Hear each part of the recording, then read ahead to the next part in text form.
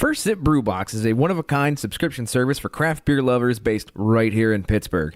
Every month, First Sip will send you a box full of craft beer enthusiast essentials, including t-shirts, glassware, and even food. Right now, our friends at First Sip Brew Box have an offer for you. Just sign up for a 3-month subscription and get your 4th month free. Just enter the code HOPUSA when you sign up at firstsipbrewbox.com. That's HOPUSA at checkout to get your 4th month free at firstsipbrewbox.com. The following announcement has been paid for by the New World Order.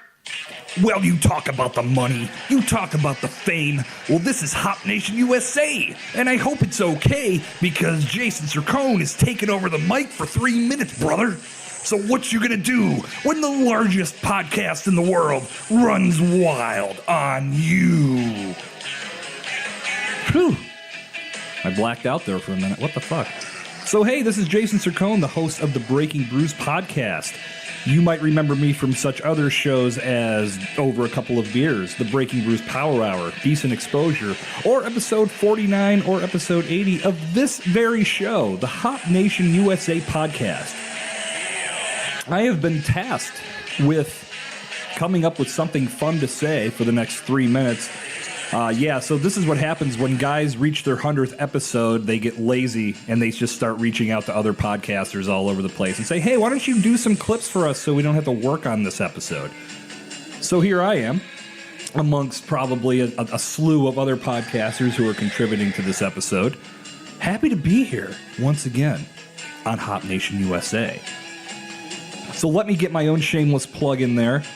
If you haven't done so already, the Breaking Brews podcast. It's alive. It's well. It is, I don't know, by the time you're hearing this, maybe 9-10 sessions deep.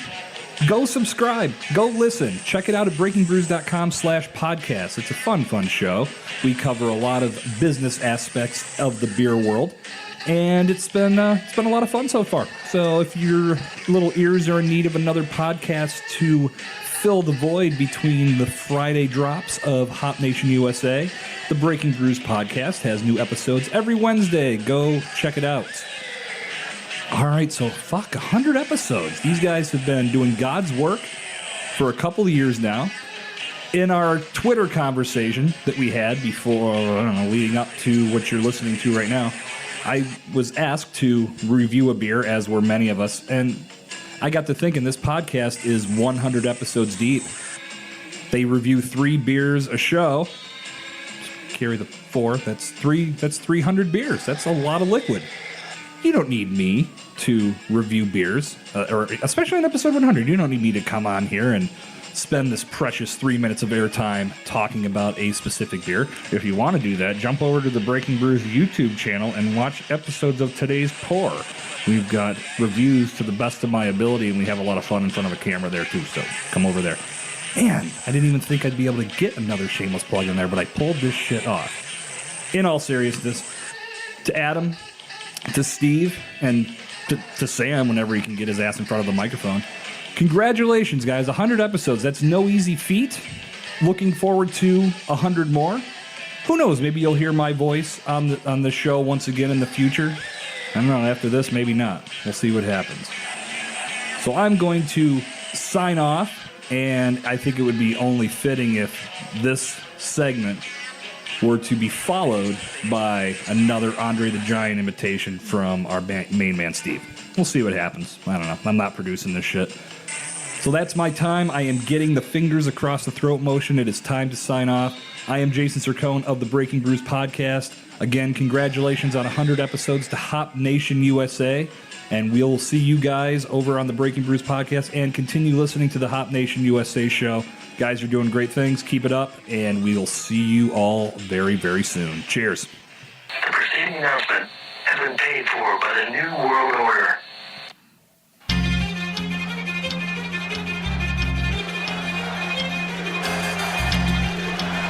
So, you think you're untouchable?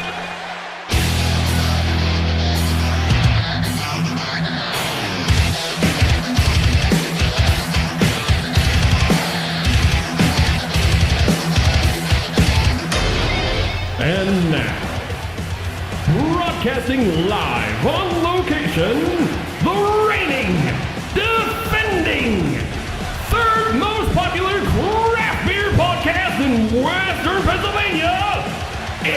Hop Nation USA!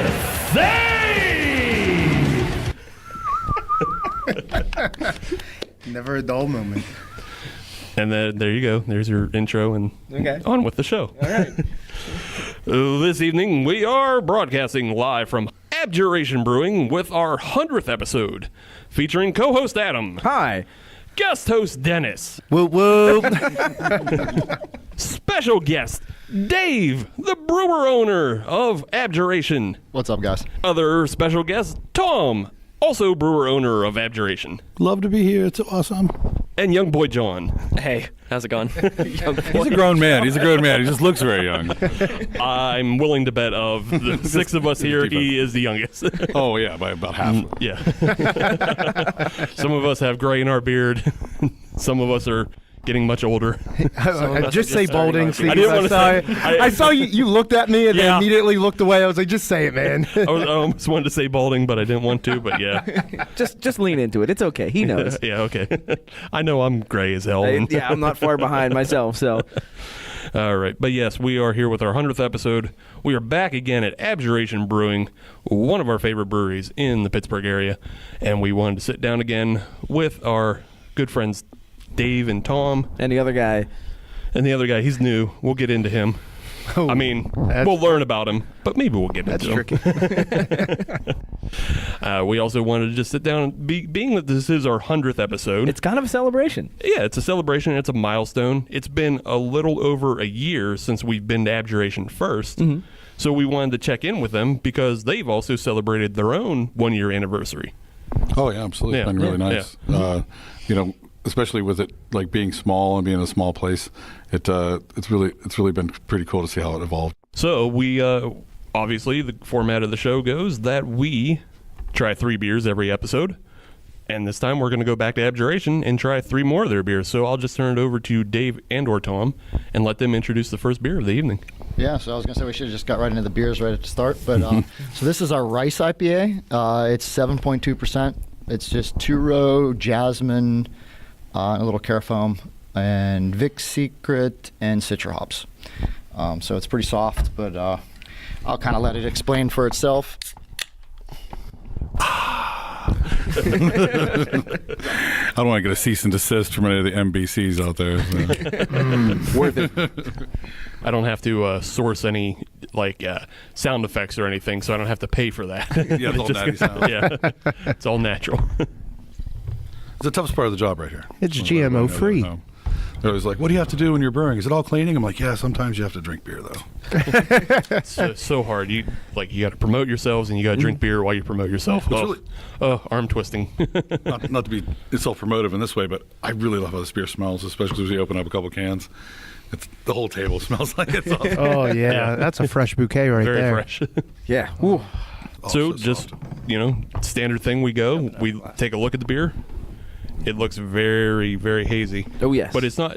You're not shooting for a hazy IPA on this. This Sorry, you're This shooting. one we actually were, yeah. Okay. Oh, okay. Okay. Well, then mission accomplished. Yeah. You did what you set out to do. Like David will chime in on this, but we don't really think it's necessary to describe beers as New England or hazy anymore because it's sort of the standards for the style. Okay. People expect that from an IPA now, and I think it's more the reverse to make it the exception of you know what I mean. Mm-hmm. When my customer comes to me, they don't say, give me your haziest. They say, give me an IPA. And when it's not hazy, they're like, why is this not hazy? It seems more on the other way around. In the time before time of 2015. Like the Bane voice comes out. I came up in IPAs. You can shoot a laser through them. I grew up on pallet liquor. Exactly. Absolutely. It's a trap. Really, people just want to know whether it's like soft or bitter, right? So, we just try to describe it that way rather than always saying it's hazy or whatnot. So. Yeah. I kind of think that's a better way to describe it too, because if people are looking for juicy, you can put juicy in the name and that gives them an idea. Exactly. But just putting hazy doesn't mean whether or not it's going to be bitter or if it's going to be fruity or if it's going to be And then the customer won't yell at us when it settles out in the cooler after 2 months. Very true. Very true. Can I speak to your brewery manager? Well, and that's one of the reasons why you're the drink local is so very important, and you guys have done so much to like support everybody local since I've met you. If not, I'm sure before that day. And like because these beers are only good when they're fresh. Right. You can't ship this from the West Coast and get it here with any kind of like cost affordability and still get it this delicious. Right. That's why people are like, oh, how many breweries are around? I'm like, well, how many bakeries are around? Right. You want fresh bread or not? I mean, like, sorry. I have never thought of it that way, and that is a very apt description. I never thought about that. Yeah, there's a bakery for every town. Right, So, exactly. Why wouldn't there be a brewery for every Yeah. town? But Welcome to Europe. You know what I mean? Right. Or 30 breweries for every town. Or 30, yeah.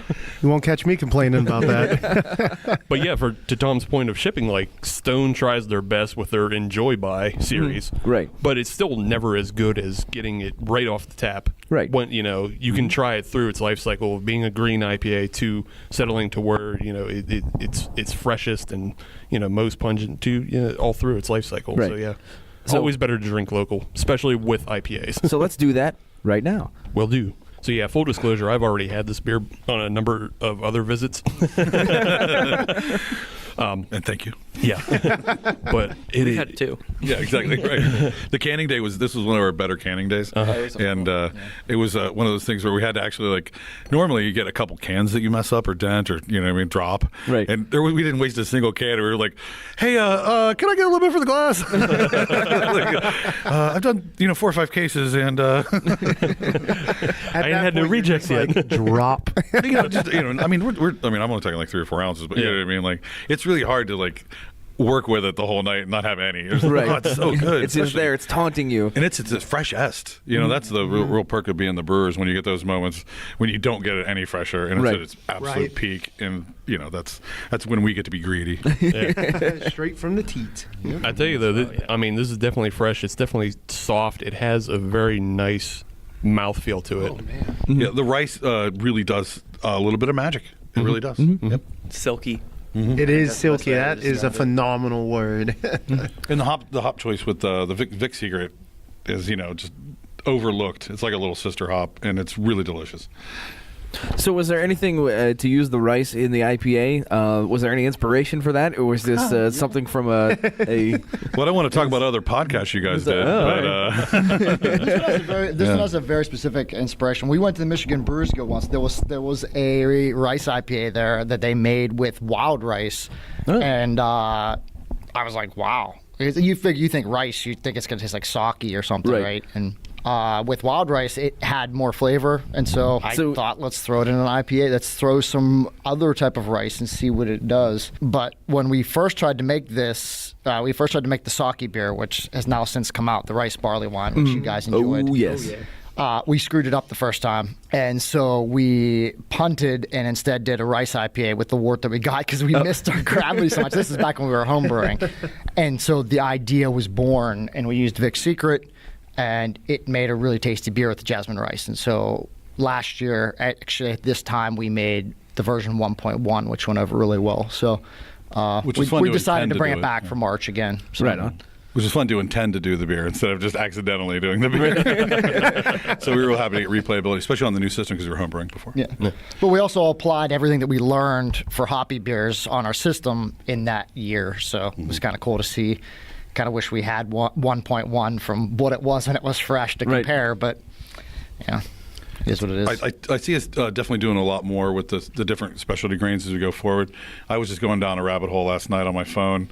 There's some like tertiary grains and things that the Japanese use in rural Japan to avoid the malt tax.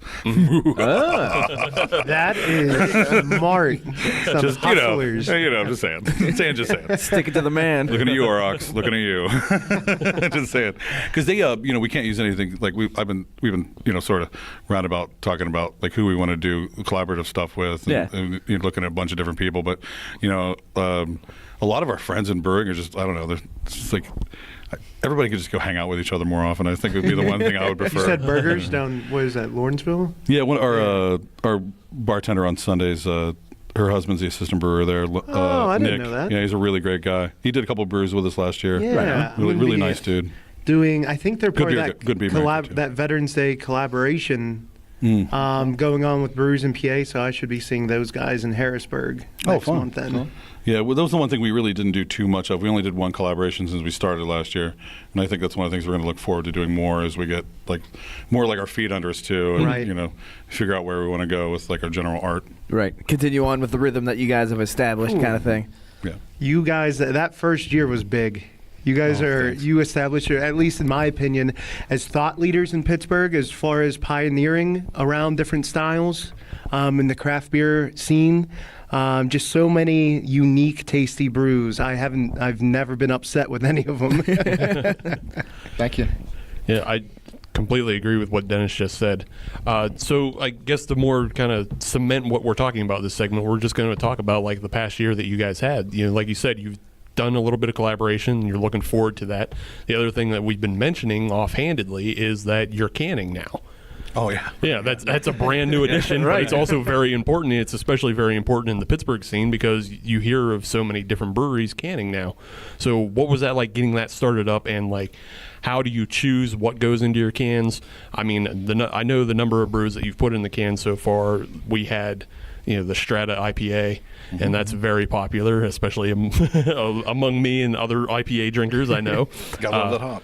You also had the little baby pony cans for those are so yes, cute. Those are fantastic. Little grenades. Yeah, got a couple sitting in the fridge. At 11%, yeah, those were little grenades. Oh yeah, pull the pin. That won't be the last time you see that can format. So. Good. Yeah, we'll be doing that again. Good. But yeah, go ahead and speak more to the canning and how you just got your feet under yourselves to get to the point that you could say, yeah, we can can now. Well, Dave and I have always sort of looked at this as a D&D build out thing where you get so much money, then you buy the thing, then you get so much money and you buy the thing, and you got to level it up as you go with discipline. And that canning decision was not easily made, because we were thinking do we get another fermenter, do we buy a canner? You only get so many purchases and when. Right. Yeah, that's absolutely true. I mean, we knew we were always going to put beer in cans on a micro level, which we thought was something Pittsburgh, it would be a little bit of a surprise, but a couple of people beat us to the punch on that. But we got the 8-ounce cans before anyone else. First to market. Yeah, I don't know. We just kind of always had that idea. I mean, it's cool now because now you guys are actually seeing our real branding of what we plan to do with the labels and stuff now. So it's kind of hard to believe we've gotten to this point even at all after where we were over a year ago. So. Yeah, we sort of have a new what we consider our real year one is when as soon as we got the tap room fully operational, right? Death Star wise. The first time we shot the cannon was in May. But that really wasn't until May. I don't know if you'd make that point. We kind of were, we were shackled a little bit in the beginning, and so really we haven't even really had the tap room without any restrictions for a year yet. Right. So. And I think in that 1 year, we managed to get a canning line, another fermenter, get squared away, and we get the state satisfied, get ourselves satisfied, do the books, high five at the end of the year, look around, and now we're looking at essentially we're on the beachhead.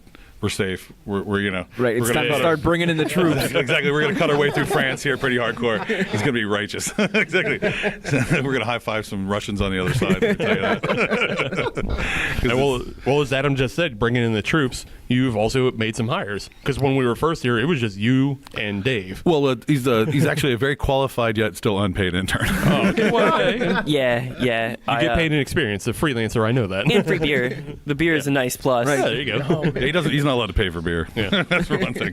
But how about John? You tell us a little bit about onboarding onto Abjuration and what you've been able to learn, what why you jumped in on this project as well. So I have a background in chemistry, so I really love the science-heavy theme, and I met Dave at the Brewers Guild release party, and basically just jerked him off a little and was like, I love what you're doing with beer and science. He used two hands. It was okay. Dave's married, happily married. Yeah, yes. He didn't hurt his back or anything. And you did that all without a microphone too? Absolutely.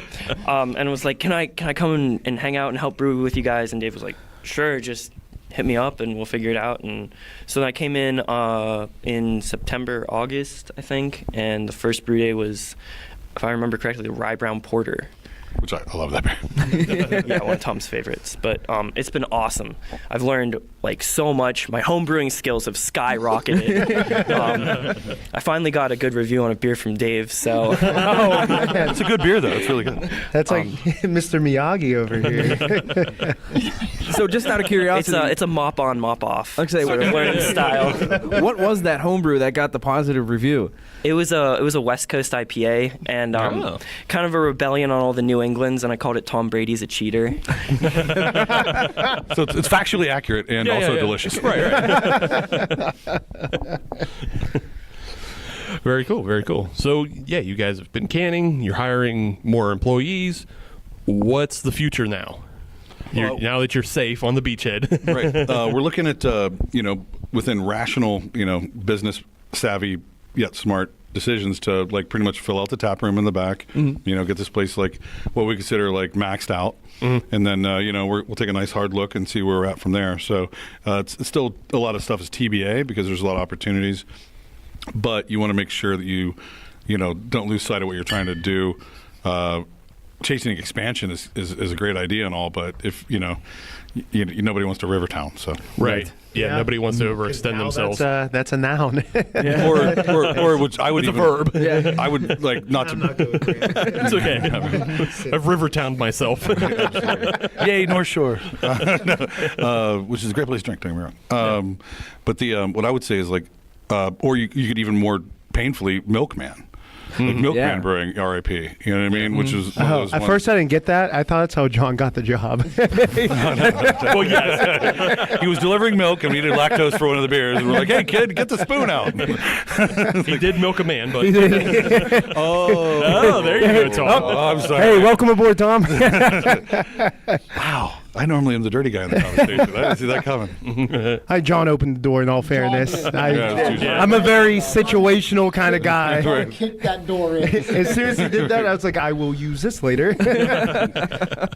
I guess this is going out to like everyone, so maybe I should watch No, it. it's just forever. It's just forever. It's just yeah, the just internet. forever. Don't worry That's about fine. it. Remember, you have Not kids only and is it grandkids everyone, are but gonna it's know also you all were- of time until until we stop paying our hosting fees. In which case, people still download episodes. That's the Yeah. thing. Bill Gates trips over that one light socket in his bedroom nobody knows about, and the whole internet turns off. Actually, it'd be Tim Apple, being that the right, Apple absolutely. podcast. Yeah, so it'd be Tim Apple. Oh, yeah, that's silly.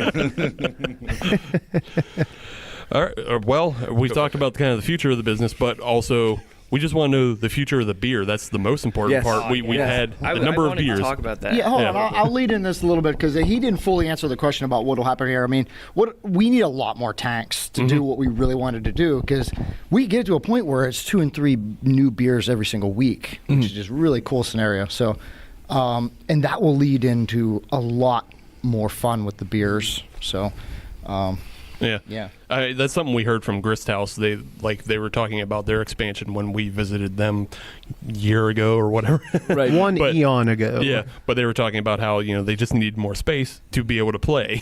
So yeah, And now they have that. right now they have all the space. Right. But Do you guys have the physical space to add more? Oh, absolutely. yeah. Well, to add little ones, but Yeah. Within its scale, this is sort of like a if you look at it as like it's always be at least a pilot system. No matter, even if it we in the far-flung future, if we were like fatheads or something, you know what I mean? Yeah. Look at that. I would still love this here because it ends up being a little beer dojo, Right. where you can have people try very experimental things, no matter what the size of the rest of the future would have to do with it. This is always going to be here. and then that That's can true. get scaled up from And it's here also- to a bigger system. Right, So. absolutely. And then what I would also say, and that's a good way to make good faith with McKees Rocks, that we're never going to be anywhere but here for them in this way. This, you can't just leapfrog your way from every one of these opportunities. It's the whole idea that as soon as anybody makes any money, they leave of a lot of up and coming neighborhoods, and that's nobody ever gets anywhere if everybody takes off. So in that way, it's a commitment that we have, and Dave and I have talked about this for years now. Yeah, that's a great philosophy too, of having that local community sense of just you always want to represent this town. You know, even if you guys do get bigger and go nationwide or however far you go. Mars, I'll put a brewery on Mars. I don't care. Yeah. I don't give a shit. That'd be We're cool. gonna put a brewery on Mars. Matt Damon will be your first customer. IPA 1.0. Yeah, absolutely. I'm into it. I said, we'll come interview you there. We don't mind. Yeah. Yeah, right. Exactly. It'd be easy. That's definitely a great philosophy, Tom. You know, and from a small business owner perspective as well, all these opportunities pop out of nowhere, and they look great. But if you jump on every single one, you start noticing like, hey, this isn't even what I stand for. This isn't my values, and things start getting a little diluted. So hey, definitely big props to you to not, you guys not jumping on every, little thing that comes up. So sticking true to yourself. There's been a little bit of that, where people are, when the devil shows up with the briefcase kind of moment, and they're like, somebody says to you, hey, how little of your business do you want to own? You know what I mean? That's always been that thought in the back of your head. And then I was like, well, I'm not too proud to take $500,000 or better. But I won't even say the word beer again for $500,000. Well, it's important too. Know your exit strategy. Like, is this a legacy business you guys want to pass on to I'd like to see of sorts? Or? I would like to see Dave's boy do this someday. That's crazy. I'm like looking past the next Hey, sometimes you do because that would junior alter hockey, some of your decisions that you guys have to make. Yeah, I guess, but I can't look that far. Yeah, we were definitely in the fight. I'm just waiting for the whole thing to collapse and anarchy to break out. So not far ahead. Yeah, I really feel bad in the world we left for John to live in. Are you talking like Skynet? Like what's happening? Yeah, no, in he's your talking about scenario? Skynet. Yeah. Sweet well, baby Jesus. I mean, it's a little sweet for me, but it's an okay beer. Well, no, it's like Dave. In general, it's like it has. I think we have a nice energy within house, especially in the first year. We've seen a lot of times where I'll be pointedly positive just to be a foil. Mm-hmm. You know what I mean? and Dave says, "Well, whenever I'm positive, you just act negative." I'm like, "Well, that's how we keep this going." Each person's looking at 180 degrees, but you can't see everything. Right. And in the first year, I think one of the things we really did see is that there's not been too many times where we couldn't beat whatever came at us through a combination of our skills, and it was really, really reaffirming that it's not how or when, it's going to get done. Right. And there was a lot of 1 a.m.s in there and 2 a.m.s in there, and all of the hours were put in. Mm-hmm. So, and I'm actually, I would say in the first year, the one thing I'm most impressed with is, Dave has a weekday job and a family, and it's all still together. I'm blown away by how much time he's put in.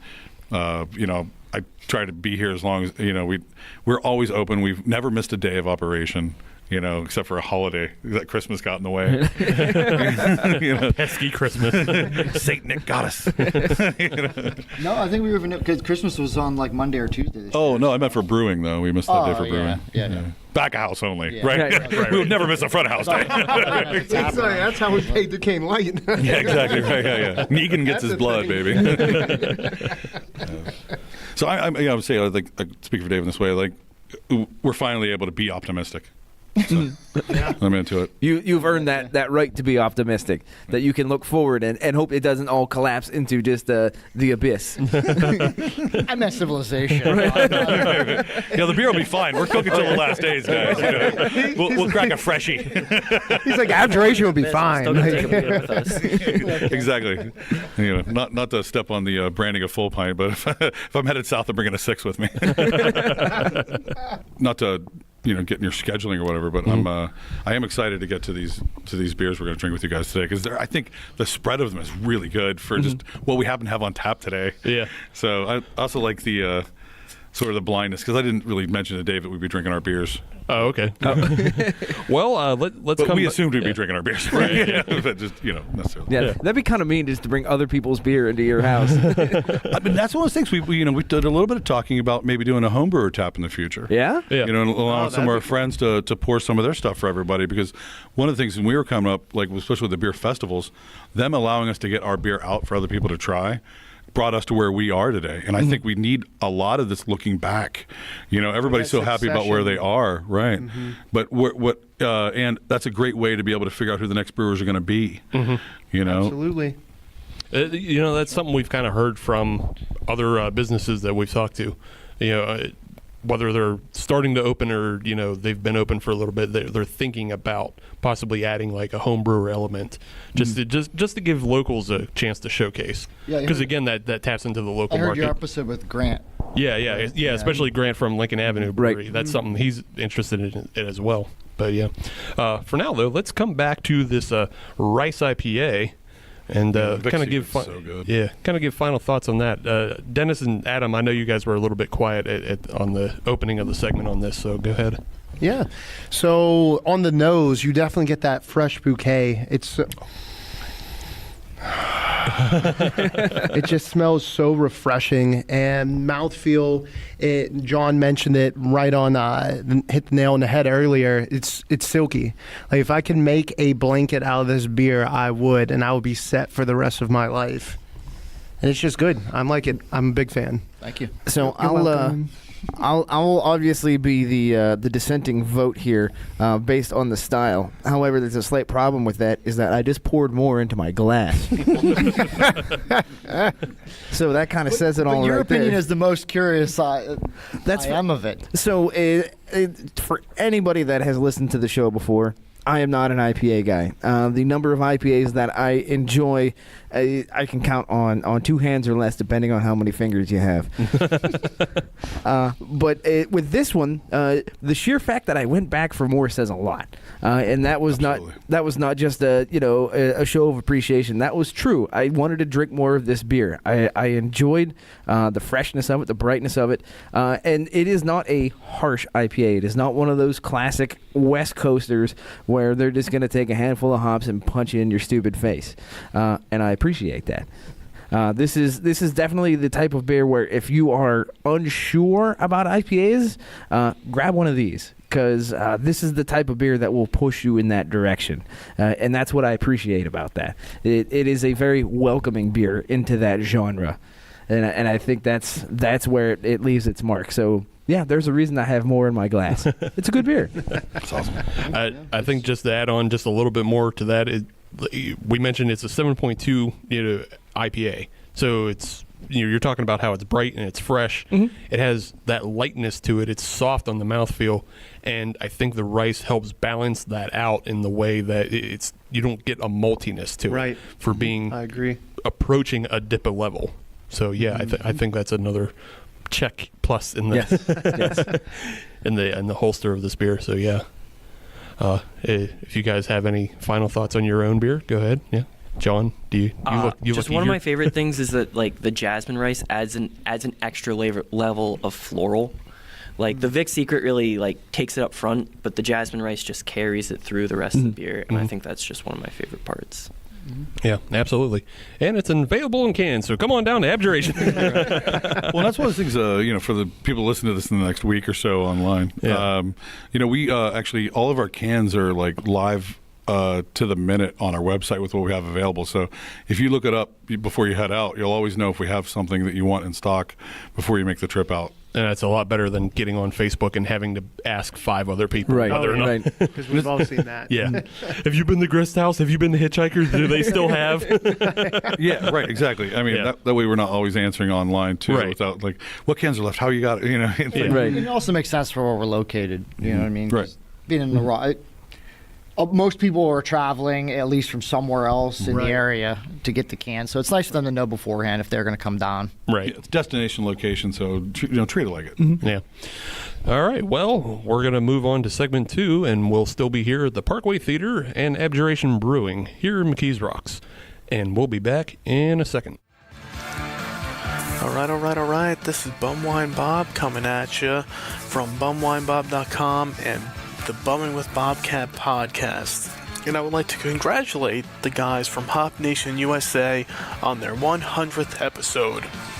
As I crack open an ice-cold Bud Ice lager, sipping on this smooth and refreshing beer, 5.5% alcohol by volume. I know it's not quite up to the level that these guys are used to on their beverage reviews, but hey, it's what we love here at bumwinebob.com. So cheers to you guys, cheers to the first 100 episodes, and cheers to 100 more from Bumwine Bob and bumwinebob.com. So this buzz for you guys, oh hell yeah, cheers.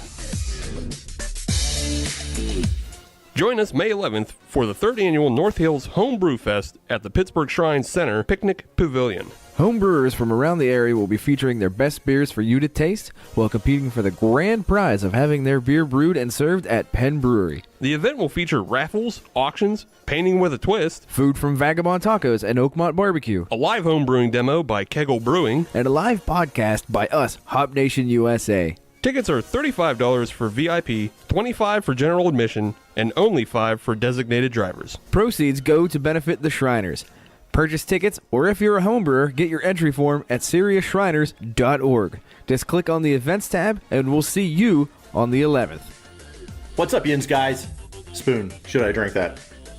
Wishing you a happy 100th episode, though I have no idea how the hell you got that far. I guess in your case it's quantity over quality, because let's face it, after episode 74 with myself and Jamal talking barbecue, beer, sauces, rubs, it doesn't get much better than that. That's the pinnacle of your show. You should have just quit after that, but no. I had to keep going to this 100 episode mark. I know you've heard some stories about what happens. You don't get like a special play button. You don't get a special patch or badge or untapped thing. But what you do get is the respect of your elders. No. You get a belt. No, you don't get that either. Yeah, you can put this on LinkedIn. That's about it.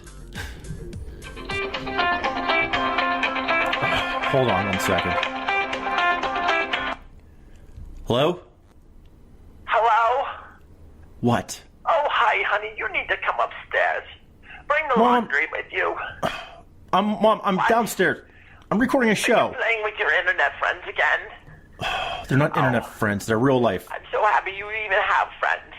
It's a park. Come on. Uh-huh. Okay, well, you need to come up.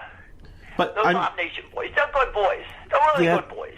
Well, they had me on their show. That's the cone guy, though. He's bad. Oh, yeah, Jason is he's a little bit of a jag. I don't like that boy. Bad influence. Why? Oh, come on. I wish you'd stop drinking all that beer. But that's what I do. It's a beer park. Okay, come upstairs, please. Fine. Now, Golden Girls are on. That's our show. Mm-hmm. Okay. Mama loves you. Love you too. Bye-bye. Bye. Congrats on 100. Here's to 100 more. Not that I ever listened to the first 100 episodes. Maybe my episode, because it's like I said, it's the best. Good job, yins guys. Keep it up. All right, everybody, welcome back to episode 100 of the Hop Nation USA podcast. Still coming to you live from the Abjuration Brewing facility, but it's actually inside the theater, and we're watching a movie. We're actually watching the credits section of the movie. The credits have rolled, but not on the show. We are still moving along with the podcast. We're just getting into the meat of it. Yes. So let's get into the second beer of the evening, and we'll let the guys at Abjuration explain what we're drinking now. Actually, Tom can take this one because this was kind of his baby. I was even trying to defer first, so all coyishly. As a gentleman, but yes. Yeah, so Dave and I, literally, it took us, all of the years to make this beer. Like, there's been a bunch of stuff that when we were home brewing, we talked about, like, our weirdest ideas that we thought before we met John about beer. And now it's like, and that's why you can't have one voice in beer. You can't have two voices in beer. You need as many voices as possible in beer. This would be a great one where you got to prove each individual element to get to the thing. So you can't make this beer till you've done teas before. You can't do this beer until you've used nuts before. You can't make this beer till you've used hops in the way that we had done it before. And so in this way, it was a combination of several elements, including the yeast that went into it, all to make them medley and not to be too artisan about it. But this was definitely, this is a piece of art. So. And I'm glad people liked it. And that's actually more important. Except for one guy wrote on Untapped, loved the coconut, loved the pineapple, 2 out of 5. It's like he didn't understand how scales worked. Right. Well, best beer ever, 1. And I showed Dave because he didn't physically believe me. He was like inside his body, not intellectually, physically. He was like, there's no way. And I showed him. He's like, he's good with words, bad with numbers. Yeah, exactly right. I was like, If he loved the anise, which is the secret element, we used a bit of star anise, which actually marries between the secret of the drink is the serving on acid cocktail uses Jägermeister to marry between pineapple and coconut rum, and it's a little hack. It's like a bartender hack that makes it, because somebody would say you can't make anything delicious with Jägermeister. And at Log in the Upstage, a guy Juice who's no longer with us, he was a really tall guy. He used to make us drinks. I think he passed like a year ago.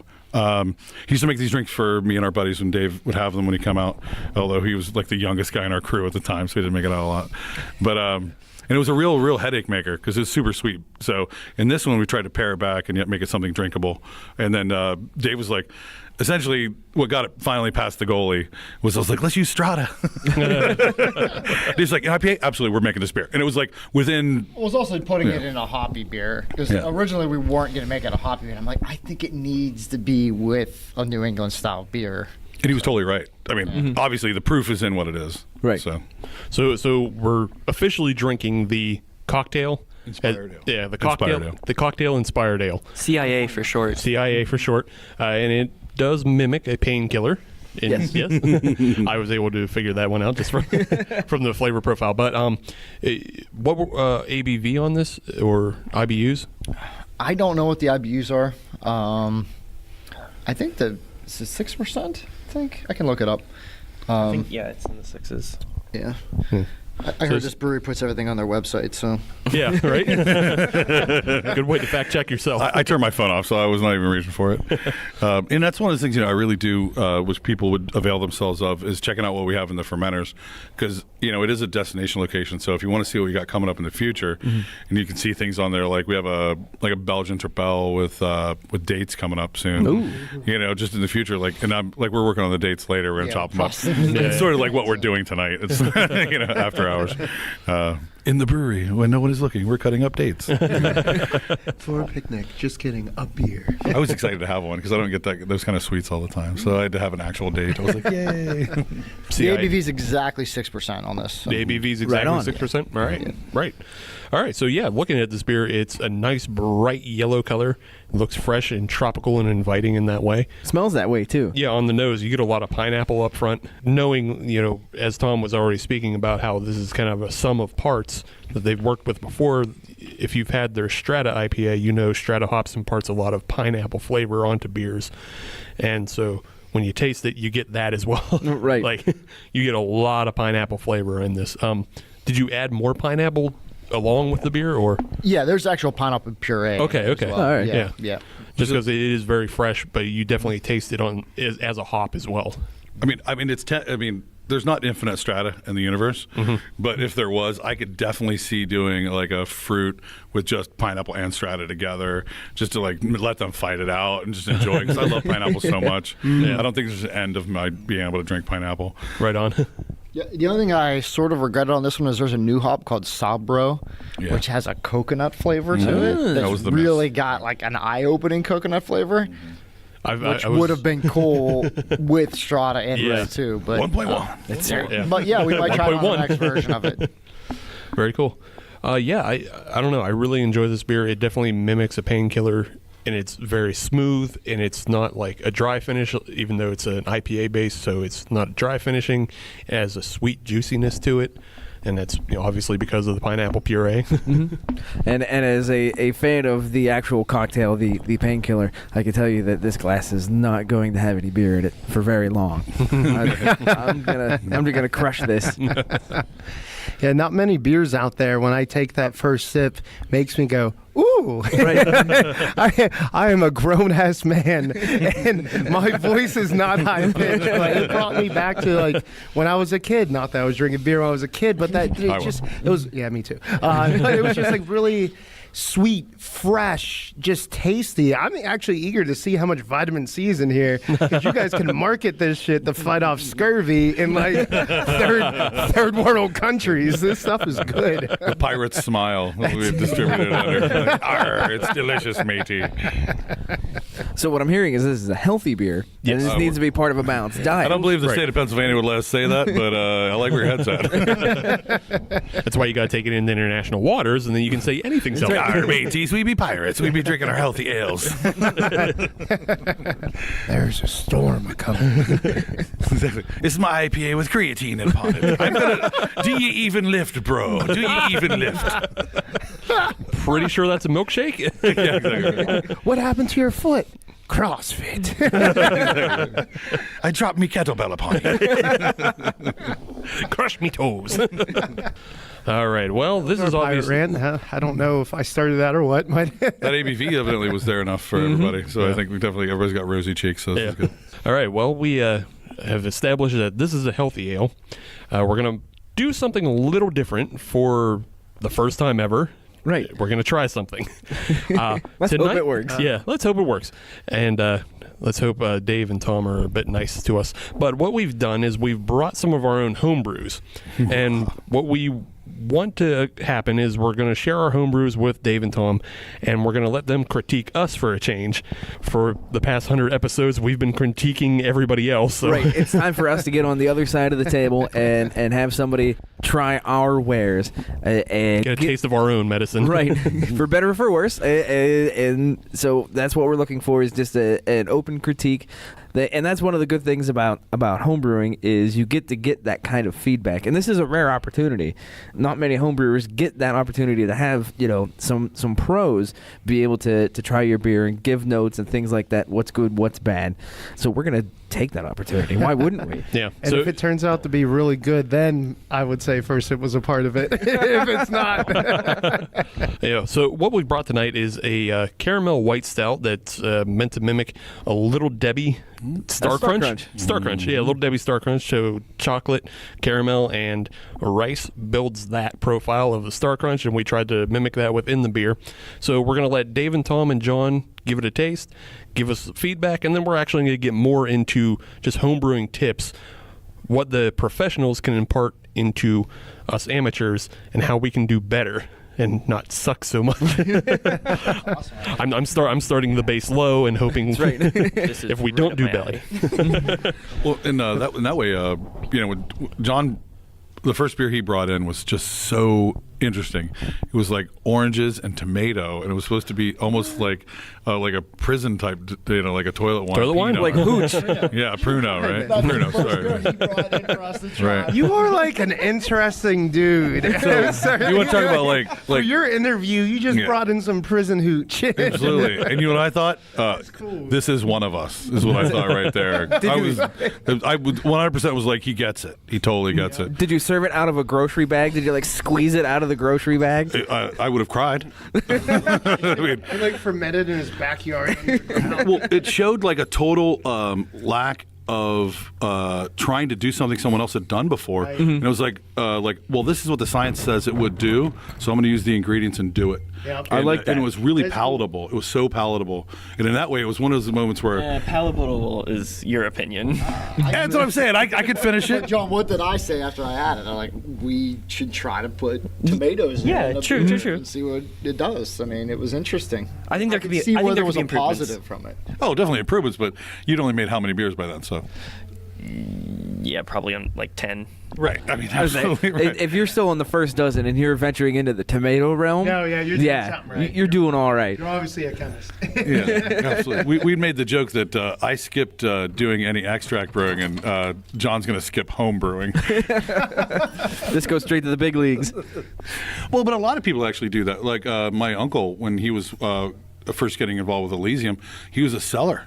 He cellared his way up. He was telling me about it, and his name's Hiawatha. He's a really great guy. He came out a couple months back, and it was really nice to be able to show, there's only so many really good jobs left, and I think not all of them have a college degree tied to them. Some of them you just get through blood, sweat, and tears. Right. And in this one, like you guys are going through making your beers here, you got to make a bunch.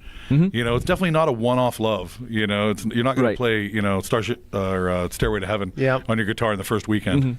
It's an addiction too. Once when you do it and you're like, that was fun, that was good. Right. What can I do differently?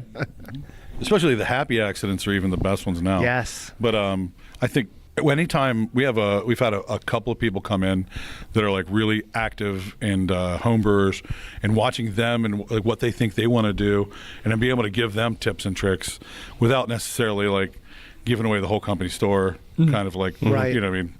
The you know, you can't show off all your kung fu.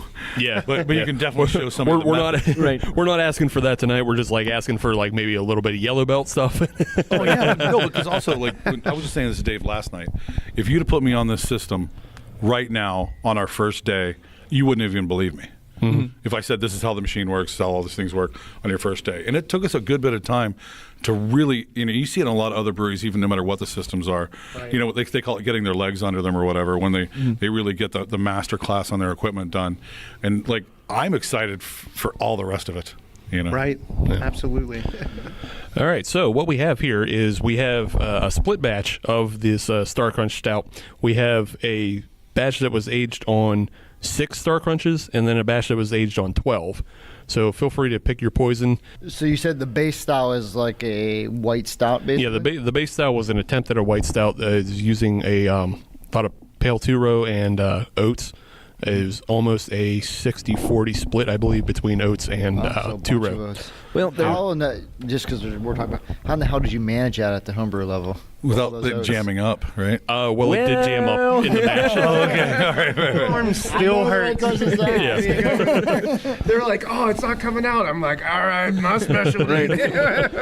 Just made it work. Well, that can work in your favor. My new joke is a slow lauder is actually just a stuck mash. Yeah. So, you know what I mean? It's, sort of, it's like there's very little difference between the two. And it was very slow, and it was I'd say that was a kind of a lessons learned situation where I think we reached our limits a little bit. Yeah, it was the first time we really pushed the limit to the point that we did get a stuck mash. So. Right. Well, there's a product you can use. We actually don't use it anymore. But you never say never. We have 50 pounds of it in the bag. So you know what I mean. But we have something we used to laugh all the time. I needed a T-shirt that says "I love rice hulls." Yes. So yes. throw 2 to 75 pounds of rice hulls in with that oats. Yeah, that'll loosen that up for you. Yeah, well, you might lose your it'll sugars mess with your though. efficiency a little Right, bit. absolutely. It'll make it move. Mm-hmm. Right. Yeah, it makes little channels. The hulls themselves make little rivers in the material. Oh, and it okay. helps it drain through the general mash body. Right on. It was Ooh, just a that was lot of fun. work. Getting techie. Yeah, exactly. So the Star Crunch, when did you add them? Again, you added them. So we put 6 into the mash. Okay. And then through the boil, we added another, I believe it was 12 ounces of caramel. And then in the secondary fermentation, after we let it ferment for a week, and then after that, we put in 6 more into the batch that you're drinking now.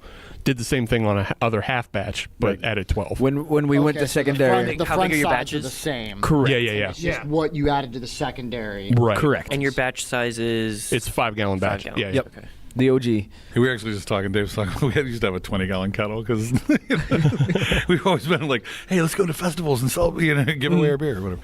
And so we were just. Dave has this really big kettle at home, and John was like, "How big is it?" 20-gallon. He's like, "Ooh."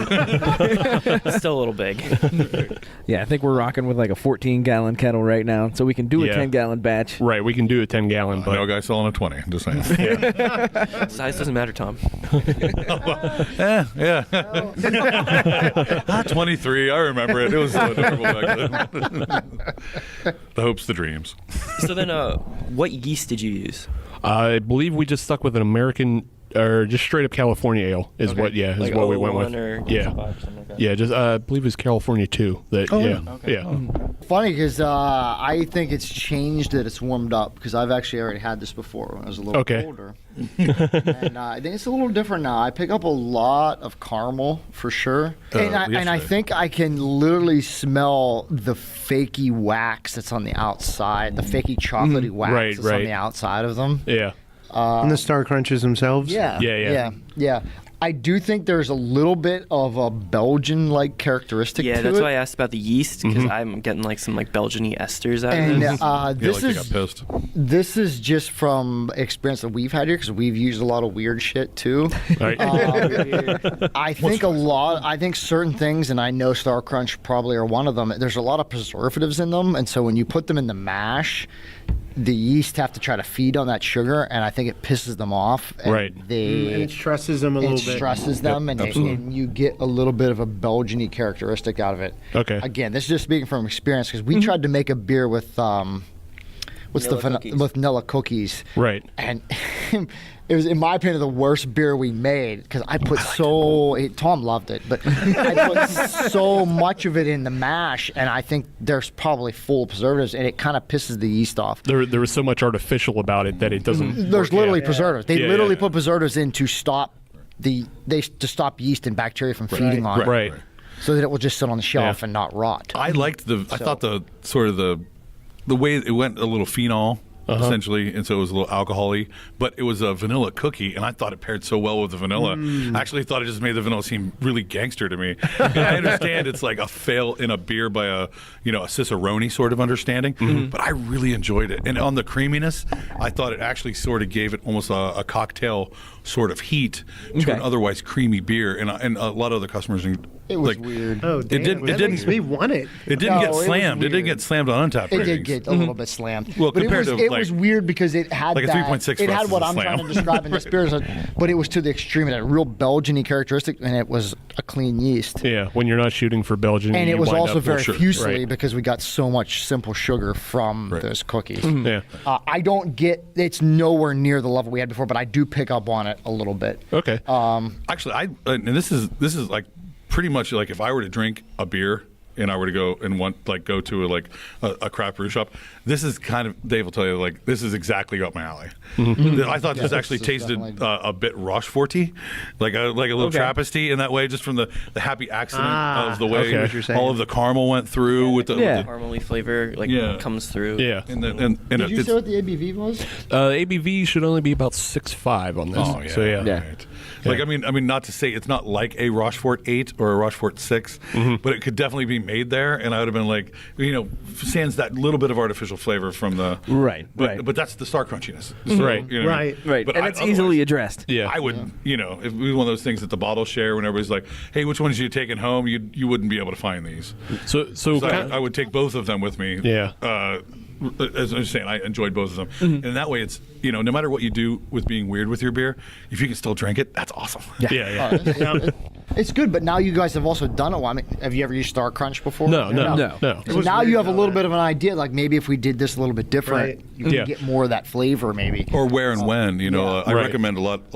Like secondary, Dave's real art is what he does after I hand him a hot beer. Like that, the genius of Abjuration comes in at that point. Right. Essentially, all I do is get out of the way. You know what I mean? Like you got to make the beer, the body of the beer. But you know what I mean? You got to make the beer right. You know what I mean? Right. But then the art happens. A lot of it is in the all the finishing notes. Like when we carry the beer to the customer. Right. And really, like that's where the love happens in it. And Dave gets to do a lot of the loving of the beers in that way. So like I'm more like I'm gonna fight that beer out. I feel like more like a boxer. You know what I mean? Like I got my numbers, I got my thing. I feel good at the end of the day for the wins of it. But then when Dave's done with it, I get to see the art of it, and that's what I think is the difference in our personal narratives here. So a little bit, get on just a soapbox here. Like nobody, there's no rule book for these adjuncts, like putting Star Crunch in a beer, cereal, right?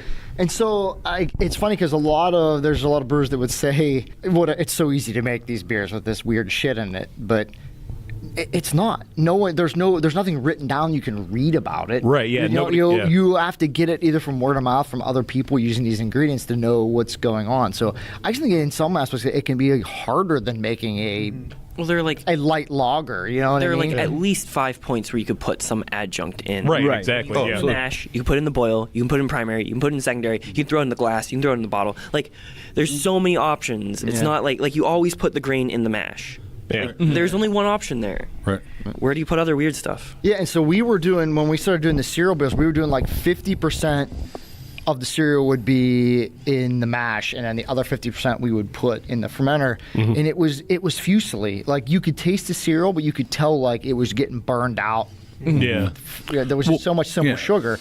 And we adjusted it for the last one where it's like 25% on the hot side and then 75% on the cold side. It made a huge difference in the flavor profile. And imagine, we're a production brewery. And we just told North America, hey, by the way, this is the way you make these fucking beers. So you don't have to beat me so hard if you want to make sure you know. No, but the thing You is, can say like, fuck. I say fuck. Okay, good. This is how you make these fucking beers. Sorry. No, but and in that way, I am so proud of when you look back on, you know, almost like damn near a year and a half, but like as Dave and I were saying, really pretty much a functional year of brewing. That I love the sound effect. It's actually really good. Nobody minds the beer pouring noise. Yeah, I hope the mic got it. It was all right. It was like it's beer pouring right there. That's all that is. ASMR, right? Now, so here's what I need because I've already had these two before because I had to be prepared a little bit. It's funny because I think that the 12, and this is very strange, and you might have more information. It doesn't have that Belgy characteristic. Mm-hmm. The Belgy. The Belgian-y. The Belgian-y characteristic. Yeah. Now, maybe it's getting hidden by the extra Star Crunch. That's. Or is there something else at play? My suspicion is that there's so much extra sugar from the 6 more Star Crunch in it. And also the one thing, when we split this batch, we left a lot of the oat and cereal trub that was in the carboy. In this one, in the 12. Yeah. So maybe there was still more. It was drawing off of that. I think the oats might be more in the mouthfeel in this section. Yeah, but you could have maybe just got more of the Star Crunch flavor that was in the mash. Too. The one note I've heard over and over about the 12 is that you smell a lot more caramel. Yeah. And then that just might have been that, and then you taste it a little bit more. It gets a little more sickeningly sweet. Actually, I mean, I do say the smell is really out there. Yeah. You can tell. I mean, if you didn't tell me there was Star Crunch, I might not be able to guess what it is. But once you tell me, I'm like, oh, I can smell it. Yeah. A little salt wouldn't be bad on the rim. So, you know what I mean? Like, yeah. Because I mean, just saying in that. But what I would say about the 12 is it's interesting because the more Star Crunchy of the two is the least preferred of the two. Mm-hmm. Because the 6 I would drink for days. I would just, and the 12 is nice, but it is a little too sweet. I'm opposite. I think, and maybe this is just because. What I think, if we poured these beers here, this would be the preferred one. Well, because the sweeter is the one the customer likes better. Yeah. That's the other thing we've noticed is like more brewers are more drawn to the 6 because it is a little more, it has a little more nuance to it. It's a little more balanced, but the 12 is so sweet and candy like that a lot of non-beer drinkers and just everybody in general would kind of gravitate towards. It's got a little better mouth body on the 12 too, though. Yeah. So let me tell you something. So when they fermented, did they ferment together? So yeah, they fermented together in the first week. Okay. And then we split the batch and then added the Star Crunch to each batch separately. So the yeast might have got split up in an uneven way in doing that, but I'm not quite sure. Or might have agitated one and not the other. Right. So if you put the second yeast, like if you take one out of the primary vessel and put it in the secondary vessel, and the secondary vessel is not a happy home for the yeast, they could actually get stressed. Okay. They could, but at that So point, most of the yeast are probably pretty much You think they've already eaten enough? Yeah, mellowed out. Do you know which one was the top and which one was the bottom? The top would have been the 6. Right. And That's what I'm saying. It was the one moved. So the 6 was the moved one, and it had the estery one. So that's why I'm thinking. Did the 12? Did they both get moved off of the original yeast? No. Just the 6. They didn't. Okay. Yeah. I can tell you that would probably definitely be a difference. Yeah. That could have caused a definite difference. That maybe the 12 cleaned up after itself a little bit more, and why maybe they could be the Belgian. Because it would have the yeast possibly. colony. I wouldn't think so. But it could be at play a little bit. Okay. So what happens is once the yeast finishes up eating all of the normal stuff, it turns on itself and cannibalizes. So that's one of the reasons why you use the yeast nutrient, which, as we all know, is just old yeasties. Right? So in that way, if it was still in that carboy, it would have had that colony to keep eating off of, and the other one wouldn't. So that could also be a different I mean, there's finish. a lot of research out there, like depending on how long it stays on the actual yeast kit, because obviously, then one batch had a lot more yeast in the tank than the other one did. Okay. And that probably is part of the thing that made the beer seem really, really different. Okay. Yeah. Not necessarily as much as the sugars of the two. Right. It was just like the availability of yeast and what was in and I mean, you're talking the one would have had trillions, the other one would have had, I don't even know, a much smaller number. Yeah. As far as when Final Gravities came out, The 6 actually dropped down to almost, I believe it was 1.005. Oh, wow. Whereas the 12 was 1.008. So it was, but the 12 was still in a batch that had the 12 Star Crunch as well as all the Trub and oat and rice. We also put Rice Krispies in the mash. So straight up Rice Krispies. Yeah, just straight up a box of Rice Krispies. Awesome. So Well played, gentlemen. the one thing we didn't do is we didn't add cocoa at any point. So that's why all the chocolate, I think, comes off as that waxy artificial, because we never added any. Right. Yeah, well, I mean, you were going for a Star Crunch. Right. That's the chocolate that's in the Star Crunch. Yeah. Actually, that's one of those things. Little Debbie is not Ghirardelli. Right. So I think in that way you hit it. In that way you hit it. Yeah, it's not Ghirardelli. It's not cacao. It's not. Yeah. Right. Well, When you guys there are were two talking- ways to try and get that chocolate flavor. Do you want to like really hone in on chocolate, or do you just want to like get the flavor from whatever Star Crunch is going to give you? I think we just wanted to see this time what Star Crunch would do. Yeah. Yeah. So. And I think that chocolate could overpower the Star Crunch. Right. So Yeah, I'm more happy with the caramel flavor that came through, which I think that's a bigger part of a Star Crunch, is that it's more of a caramel and rice with just chocolate holding everything together in a shell. It's the blanket. Yeah. They're both successful beers. Oh, thank you. Flat Thank out, you. they're both yeah, they they're are. both wins. If I were to bring them out, like when I'm fishing, I don't think I'm fishing since I was 6. I was out fishing and I had somebody like, "Hey, try my homebrew, buddy," and everybody gets that like that inner drop when their buddy goes, "Oh, try your homebrew, Bob." Okay, all right. we put Star Crunches in it. Okay, and raw salmon in the second one, but we'll get to that one later. Right? Raw salmon goza. Flash forward. I'll You're take going the to one get with the Star shits. Crunch. Keep your salmon held for later.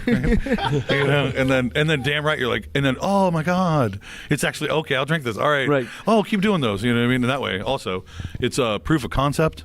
Yes. And that's very important. We know what to do different. Tweak is later. You know what I mean? Just getting a good beer out of house is the number one thing. What's funny is that I wouldn't know what to recommend in the end. So I actually prefer the 12, which may be against what everyone else prefers. But Yeah, I'm on the 6. I also hear split from everything, so it's hard. I prefer my palate prefers the 12. So It's interesting that you guys are split, because between Steve and I, we're split as well. Steve is a 6 guy. I'm a 12 guy. So up top. so it's a somewhat divisive recipe, and I find that very interesting. Yeah. that's what I mean. Is I don't know what advice to give there on it, because One thing I've done, like a split batch or two at homebrew size, and one thing that I've done is you make like a double-sized mash, and then you put it in your fermenters, into 2 fermenters that are like half the mash size. So if you could get some like 2-gallon fermenters, it'd be really interesting to see what it does. Like you put 6 in one and 12 in the other fermenter, and then you're not getting like half off the top Right. of one fermenter. Do a true split. Right. Yeah, Yeah, true split. Yeah. Yeah. Like Yeah, take- whereas and that's why I asked those details, because those could make a difference. So it would be interesting to see if you did it like he's saying. put better science on it. Yeah. You're also going to have less headspace in that one that you take stuff out of, which is always a risk for oxidation. So if you were to do Okay. something with hops, then like you're not going to risk that. Right, it's the whole other second container. Unless did you guys do a CO2 purge on your second vessel? We did not. There you go. That was like an instant no. Yeah, I just wanted to say the words out loud. I just thought it was really cute to be able to say it. I felt like I was at Hogwarts. I swear to God. It's like, you're a wizard, Harry. Expelliarmus! So, right, the whole second fermenter would have been at least base oxygenated over the first one. size of the Right. second fermenter. They were both just regular 5-gallon carboys. 5-gallon carb. yeah. So they had the Blaster- same headspace after you transferred it. More or less, yeah. Okay. So I will disagree with that, because the base where we did the primary was a 6-gallon fermenter, but Okay. when we split off, the second one was a 5-gallon carboy. Okay. So there was a little bit of a difference there. Headspace too, yeah. Yeah, okay, so yeah, And a that'll little pull bit in flavors. The more you got to think, the more void space you have in any vessel, that's where the flavor will run off too. Yeah. It depends, obviously, what that is made out of. Actually, I remember Brewlosophy did Brewlosophy, the one that does experiments or whatever. I think they did something with headspace. I don't remember what the results are, but it's something. It's Googleable. But it is Google. That was going to sound so good. I'm like, damn, John's been saving this. All right, what do you got to say? What do we got to do? The results were. I think it was. It's like watching an episode of Maury, and you got to find out who's the father, and it's like just an empty envelope. Exactly right. Sorry to disappoint. No, you never just point. It's still good. It's still good content or information for other homebrewers. Like if you want to know more about Headspace, look up what brew philosophy or brew. I can't say it correctly. Philosophy. Thank you. Aluminum. I can't Aluminium. say aluminium. I can say that one. Well, and that's one of those things too. What I recommend for a home brewer is if you make a bad batch, just clean everything. Just throw it out. Have a Tom Brady throwing an interception, short moment, and just forget about it and move forward. That's gonna be second time Tom Brady. They're called callbacks, and but in that way, like get over it is what I would like to tell a lot of people. You know, I mean, we made a bad beer once. Dave and I tried to extend a yeast out, and it got on us on a stout back in the day, and it really turned us off to making stouts for like 3 years, pretty much. Just got mad at the style. We called it the Grudge. The next time we made it, because we used to name beers, all the stouts were named the Grudge. Because I was angry at the style for burning us, and it was like, and it just generally has always been one of those things where I'm like kind of butthurt about stouts, and we make good stouts. I mean, like we've had really good results, but it's always going to be one of those things where, and I like stouts. So just out of curiosity, just throwing this out there, what if we made our own Star Crunches? That way we controlled what chocolate went in there. We knew there was no preservatives or artificial stuff, and we got it close to what we could, and then we used that because then we'd have more control. Well, I would actually say normally, when you look at to harken back to the cocktail inspired ale we just did, we took essentially the ingredient list of that cocktail and took out the flavor elements and then build it. So looking at a Star Crunch, I see chocolate, rice, caramel, depending on how you get down, right? And then I would look at it that way forward and say, we tried it with the Star Crunches. Now let's try it with the associated flavors that make a Star Crunch. And can we make a Star Crunch flavored beer with no Star Crunch, just out of the associated parts, and then see which one you like better? Or to me, that's the science I would run on. Yeah. But in that way, it's it's your own chase. When people tell us, hey, I want you to make that beer again, I'm like, I'm actually chasing. Sorry. So in that way, there's always a beer to make. What I think the best part about homebrewing is you just made a beer and now you got 5 more beers you're talking about. Right. Yeah. If not, then you should stop by and we'll talk about those other 4 beers you should be thinking about. But yeah, I totally agree, because I think if we did this again, I think that we would try to go some of the parts. So like I said, we already did that somewhat in this beer with putting Rice Krispies in the mash. That was what I was going with. And putting caramel in the boil. But I think the next time, if we did this again, we would try to just do it with some of the parts and try to do maybe more Rice Krispies in the mash, more caramel in the boil, more caramel by itself in the fermentation, and maybe a little bit of chocolate as well in the fermentation. Actually, I would put a little chocolate in a boil. Yeah. We had some really good results with chocolate flavor in the boil. Okay. And I would legit, I would throw in your 5-gallon batch, drop 2 Ghirardelli Big Boys in there, boil them right in, and you're very welcome. Yeah. Just be careful, because that's a lot of chocolate flavor. And that can scorch. Yeah. And Star Crunch doesn't have a huge chocolate flavor. That could scorch too, throwing it in the boil. My concept of... Actually, it evaporated. No, to be honest, the chocolate is not going to be on your inductors or on the bottom of your kettle. It evaporated in the fluid. If you don't go heavy and make a syrup in the bottom, it's going to just disintegrate. Yeah, it was really interesting. We put it in a sieve when we did the dark chocolate milkshake ale, and it was 3 passes with the wand, and it was gone. Wow. I mean, just totally gone into the fluid. It's just like a screen that we put our hops in. Right. So the other thing I would recommend is next time we do it, make sure it's not 20 goddamn degrees outside. Timing. I actually miss. It's one of the things I miss is the brewing elements. Where it's just it was brutal. Because we used to garage open, man, all the time. We had days where it was 0 degrees, but we had to brew for a festival coming up or whatever we had to brew for. And hoodies and Bunsen burners and freezing up. Taking shifts going into the garage, warm up. For 5 minutes. A couple of times we definitely had to warm up. That was absolutely real. Can we put the garage down for a couple of minutes? I felt like a dick because I was like, man, it's cold, man. Black people don't do the cold. I'm sorry, Adam. You gotta get out there and do what you gotta do, baby. Well, Dave's neighbors thought he was making turkeys. We had the split, right? So we would go inside and get warmed up and have a beer, and then while something's coming up the temp or whatever outside. We definitely have the beers. Also, but then you're fighting getting the stuff to temp.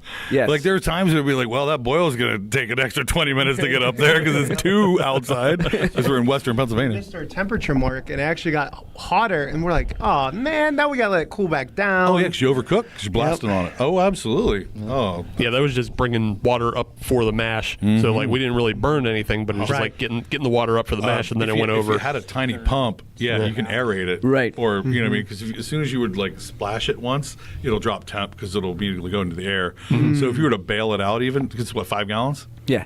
Right. If you had 3 buckets, you can drop a temp by just passing it between the 3 buckets back and forth. Whap, whap, whap, whap, whap. It'll drop temp. Okay. Because each time it goes from one bucket to the other, you're lose 2, 3, 4 degrees. Right. Oh, okay. Right. So just do it 3, 4, 5 times, put it back in, check the temp, and you can do that as many times as you need, and it'll speed it up.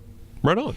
And if you're only over by a little bit, you can literally just stir it out. Yeah, like a couple of degrees, just stir. But if you're 10 over, just pass it between 3 buckets. Yeah. Okay. You'll drop 5 degree right that's there. what we were. We were like just 10 over, and then just waiting to come back down. If you have outside to work with, put the buckets outside, then pass it back and forth, and then you're good to go, right? Because the heat will get eaten up. It's 1-to-1 Right. heat. Okay. Right on.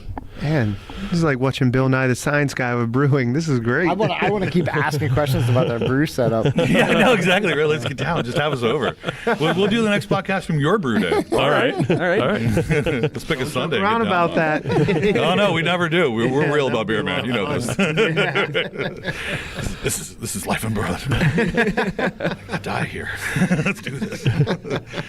Well, I think for now we'll put that on a calendar somewhere, some point, sometime, probably in the summer. 200. Being 200 or 250. 200, 250, maybe 150. We can do 150. Whatever's better for Adam and not hanging. Exactly right.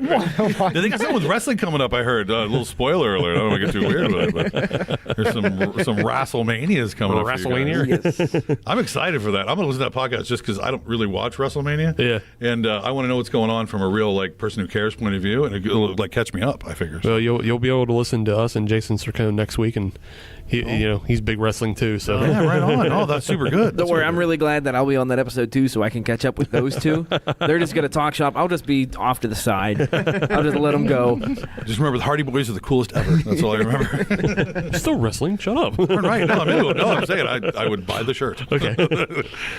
All right. Well, so I think we learned a good bit. I hope I hope the other homebrewers listening found some use in the tips from follies that we've made. Yes. And what they can do better to. I'm willing themselves. to be the guiding light of what not to do. Yeah, I don't give a shit. So you're not going to hurt my feelings. if I can spare somebody else's feelings, worth it. with my mistakes, yeah, sure, fine, whatever. But yeah, let's come back to the CIA cocktail-inspired ale by Abjuration. I'm a big fan of this beer. Gone out of everybody's glass here. Yeah, it's long gone. Forgotten memory. I remember that island in the Bermuda. You remember that beer down at Abjuration? Yeah, I remember. Remember berries, right? It's like petrified. Remember? Is everybody's glass is filled with pineapple whispers at this point? But yeah, Dennis, why don't you speak to this ale? Yeah, like I said earlier, I thought it was extremely good. Really, really fresh, packed full of vitamin C. I definitely enjoyed it a whole lot, and I'm going to try to get some more on my way out. That's going to happen. So, hint, hint, hint. I know where the POS is. We love you. So, Dennis, I do have one problem with that, is that you're assuming there's going to be any left after I buy mine. My legs are longer, Adam. I'll get there first. We have plenty, actually. We have. That one's will probably be around for at least this weekend. Don't fight. Don't fight. Awesome. But no, this was a fantastic beer. This is once again another hit. I mean, surprise to no one. This is another fantastic beer from Abjuration. Add it to the list. That's all there is to it. Just add it to the list. And even being an IPA base? Yeah. All right, then. Yeah. You guys are converting. I was again real curious what you would think. Yeah. You can tell there's an IPA, but it's exactly. Like I said on the previous beer, where if this is, if you're trying to get somebody to kind of go into the IPA realm, use that one. I'm going to supersede that one with the cocktail. I think this is the one to kind of start getting people into that realm because it has just that hint of IPA-ness, but it has so much more of other flavors that you're just stepping out of the Shire a little bit, and then you come right back in. So you don't make it the whole way to Mordor. Right, exactly. Yeah, it's if Citra or 6 Point resin is the Mordor, the 106 IBUs. Yeah, this is still back in Hobbiton. But yeah, I totally agree. I think this is an IPA, even though it's a cocktail-inspired ale. It has that, I don't want to say it's going to trick customers, but in a way you kind of get customers to drink something that they wouldn't necessarily chase after. They're more interested in pineapple and the painkiller flavors, and then they go, oh, this is also like based off an IPA, and if you happen to have that IPA with the Strata on, then they would probably jump to try that just to compare, just for a simple fact of comparison. Mm-hmm. It is nice to see what you can do with Strata. Also, so many people are just getting their hands on it for the first time. And Dave and I were able to get our hands on this last year when it was still experimental. So in that way, we were ready to use it in palate. Yeah, we knew we wanted to do with this for a while. Yeah, and this is this is one of, I would say, a couple applications. I think next year, once the Strata hops are maybe even more available, after they triple their yield. They'll actually be less available next year because everybody's going to contract. Everybody's jump on it. Everybody's jumping on it and contracting it now. So, just I mean, we'll still get it. We're so small; it's easy for us to get a couple pounds here and there. Right. Beg other brewers in town. Can we have your scraps? So can I have some more? Exactly. When that pallet falls over, can I have what hits the floor, please? I'll bring my own dust broom. Awesome. Well, I think we're going to take a break, and we'll be right back with segment 3 and the third Abjuration beer of the evening.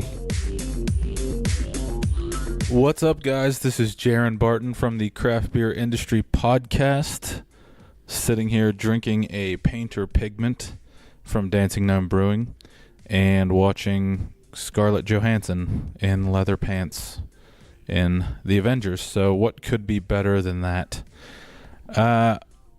This beer is very good. I don't know if you guys had it when it was on draft originally, right after it was released, but I thought it was a little green, as they say, for my taste.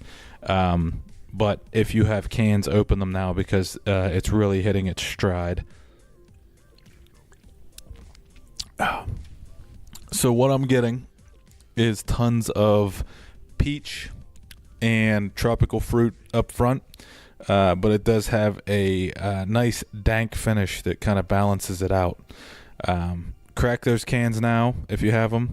Really good beer. As you guys know, if you listen to my podcast, I'm a big fan of Dancing Gnome, and this is one of the better beers that they've released in a while, in my opinion. I like them all, but this one is quite tasty. So also, I want to take some time to say congratulations to the guys at the Hop Nation USA podcast for hitting 100 episodes. Actually, a milestone I'm going to be hitting soon on my podcast, too. So I know what it takes to get to 100. Although it is fun to record these podcasts and drink beer, there is some effort it takes, too. It takes time and effort to record these and edit and post and all that stuff. So it's not easy. So congratulations, guys, and here's to 100 more. Cheers. Hey, Hop Nation USA, this is Sean Kendall from the In Poor Taste podcast, and I've got here with me my co-host, Eric. No, actually, it's me, Vid von Vin Winkelvink. Ah, Vid von Vin Winkelvink. Welcome to the podcast. You'll never catch me. Well, he's a known beer connoisseur, so it's so happy to have you here. Hey, guess what, Sean? It's me, Eric, and I just caught Vid von Winkelvink. What? Nobody can catch Vin von Winkelvink. Oh, I just did. Wow. Imagine that. God damn. Oh, whoa. Are we doing a beer tasting? Yeah, we're going to. But first, I want to say congratulations to Hop Nation USA for 100 episodes. I will say that it's coming hot on the heels of our 100th episode, so kind of like copycats, right? I mean, yeah, we already did this. But I feel like when you said that they finally have reached 100 episodes, my mind did the cartoonish, like, ooh, ga, ooh, and my eyes fell out and my tongue was like... I saw that happen and I was like, Eric, you look like a cartoon wolf. And you pushed my eyes back in. I did. I picked him up off the floor. And he rolled my tongue back up, put it into with my a pencil, mouth. as you do. Yeah, and then like a cassette, reinserted it into my mouth, shut my jaw, shoved it down his throat, and then we continued the scene. And then I gave him a beer, and he's going to taste test Oh. that for us. Me first? Yeah, go ahead. Okay. Well, I have here I hope it's not a vintage, because that would be kind of gross. But this is a Okay, I don't know where you're going with this. a family-operated establishment here in the local United States. Locally owned? Yeah, Pottsville, Pennsylvania. Well, it does say, if I'm reading it right, it says America's oldest brewery on it, so maybe it is. I mean, I don't know how old that beer is. Remember that one commercial we did a long time ago, America's coldest beer? Yes, I do. For Hop Nation USA listeners, you should go back through our entire catalog and find that commercial, because we don't know what episode that was. And we won't ever tell you. No, you'll have to tell us. Yes. Tweet us. That's a test. First one to tweet it at us gets one of those beers in the mail. All right. Sounds like a pretty sweet contest. So here I have a Yingling. Let me go ahead and give I'm sorry, what is it? Yingling? Yingling. It's one of those Chinese beers. Oh, it's Chinese. Yeah. Let me give it a go here. Wait, now I cleanse my palate. So I'm getting notes of barley. I'm getting hops. No, that's not true. Water. I'm getting hints of water. A little bit of copper flavor in there. Here, let me take a sip. Hang on. I'm getting like hints of mildew. Well, that's that Pennsylvania mountain mildew. Yeah, Pottstown black mold. A strong taste of aluminum. Why are you? Comes from a can. You're supposed to be sampling. Let me see. Why are you sampling my beer? Let me drink it. Jesus, give it back. Oh, that's gross. That's here. It's mostly flat. It's down. It's warm and flat. It's down to the bottom of the can. We should have started this with a fresh one. I'm getting hints of alcohol. Yes, a little alcohol in there. Yeah. All right. Well, the nose is strongly of like a coppery aluminum, and a bit of but there's a bit of a sweetness to it. There's a malty. There's a malt. There's a bit of a malt. A sweetness. Yeah. Okay. Here we go. I'm gonna bring in my rating, and it's coming in at a cool. Yeah, it's a beer. All right. Oh, you give it a beer rating. All right. I give it 3 crushed cans. Our fucking Foley is on point. What the fuck was that? All right, so I'm going to go ahead and give mine a taste, and you can have a little sippy sip. I've got some Saranac Legacy IPA, and I got this down at Duffy's Beer, right down there in Pleasant Hills. And guess what? It was cheap. I'll tell you that. It was $17 for 15 beers. That's right. So that's why I have this. And let's have a little taste. I'm drinking this from a Sam Stout glass, which... Sacrilegious. I mean, obvious. I shouldn't even have to say that. Here we Let's have a little taste. Okay. Did you clear your cleanse your palate? Oh, hang on. Okay. Let's get a nose on this. Yeah, it's floral. It's got some nice hop to it.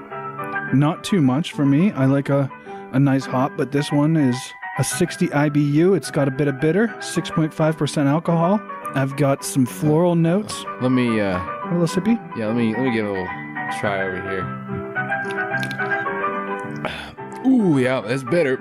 Eric took it straight from the can. It tastes like hippie feet. What else? Yeah, like they've been trampling through hops. Bit of Nog Champa, and yeah, there's some kind of like lavender oil.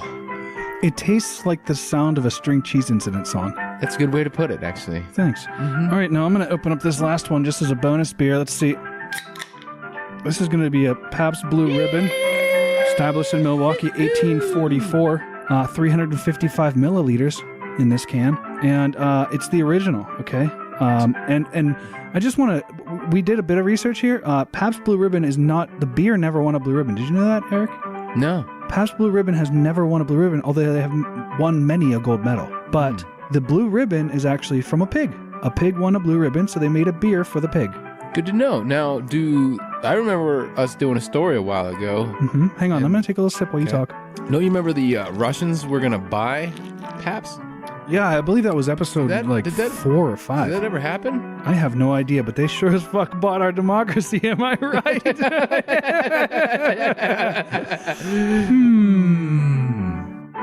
Okay, folks, thanks for listening. Once again, happy 100th birthday or whatever to Hop Nation USA. Birthday, man. Keep on being pretentious beer snobs because we enjoy listening to it, and keep bringing us them facts. Bringing them facts about beer. Oh, you fine beer drinkers, won't you fact that ass up? I cannot top that. All right, it's been Sean and Eric from In Poor Taste. Keep drinking, but drink irresponsibly. Welcome back to episode 100 of the Hop Nation USA podcast. We're here in the third segment. We're still here at Abjuration Brewing, joined by Dave, Tom, and the Goblin John. And we're ready to move into the third beer. So we'll let whoever wants to explain it from the team explain it. I'll take this one. So this is just a big Imperial Stout. It's not really roasty, but you can tell there's some roastiness there. We used maple syrup from Nova syrup, I think. Nova maple syrup, I think, from Western PA. I can't remember where. Somewhere on this side of the state. And then we also used the bacon from the Dreamtime Farms, who takes our grain, feeds to the pigs. So this is kind of full circle for the bacon. Yep. And so she actually gave us the best cuts of the bacon. Like you were talking about the bacon earlier, and this was like the trimmings of the bacon because you know what I mean. We don't The fattiest pork belly. correct. We wanted to get the most bacony flavor that we could. Right on. So the smokiness of the beer is actually from the bacon. Yeah. There's no smoked malt. Yeah. Oh, there's no smoked malt in this whatsoever. So any of that you're tasting is actually the bacon. The bacon really came through a lot. I'm never completely satisfied with my beers, and the one thing on this one that we sort of dropped the ball on is it's a little bit hot. To me, everyone perceives it a little bit different. Some people like that little bit of that hotness, but we added a lot of maple syrup in the boil, and I think it actually ended up fermenting out a lot, and it made the beer a little hot. That would be one of the only things that will change when we do it again, and I think we're going to have to do this one again because I think it's been so well received. But the maple will be more downstream to try to get more of the maple flavor. Like you can tell there's maple in it, but it's not maple, and there's a little bit of heatness that I didn't like that came with it. But other than that, I'm pretty happy with it. That's one of those things where the yeast will just grab something like a maple sugar or a maple syrup, and they'll literally steal the flavor from you. So in that way, then they leave you behind with a delicious alcohol, of course. But that for the whichever level of like home brewer is listening or person on there, fusel means alcohol flavor. Just in case we didn't go over that with everybody. So the booziness is a lot of that is attributed to like a basic sugar that a yeast will jump on, and it doesn't leave anything but alcohol behind. So there's no additional flavors. It just adds to that sort of isopropileness that a lot of people are turned off to. So that's what we're talking about. And to be fair, some people have really enjoyed that in this, but I do think there's a level of booziness in this beer that some people may or may not like.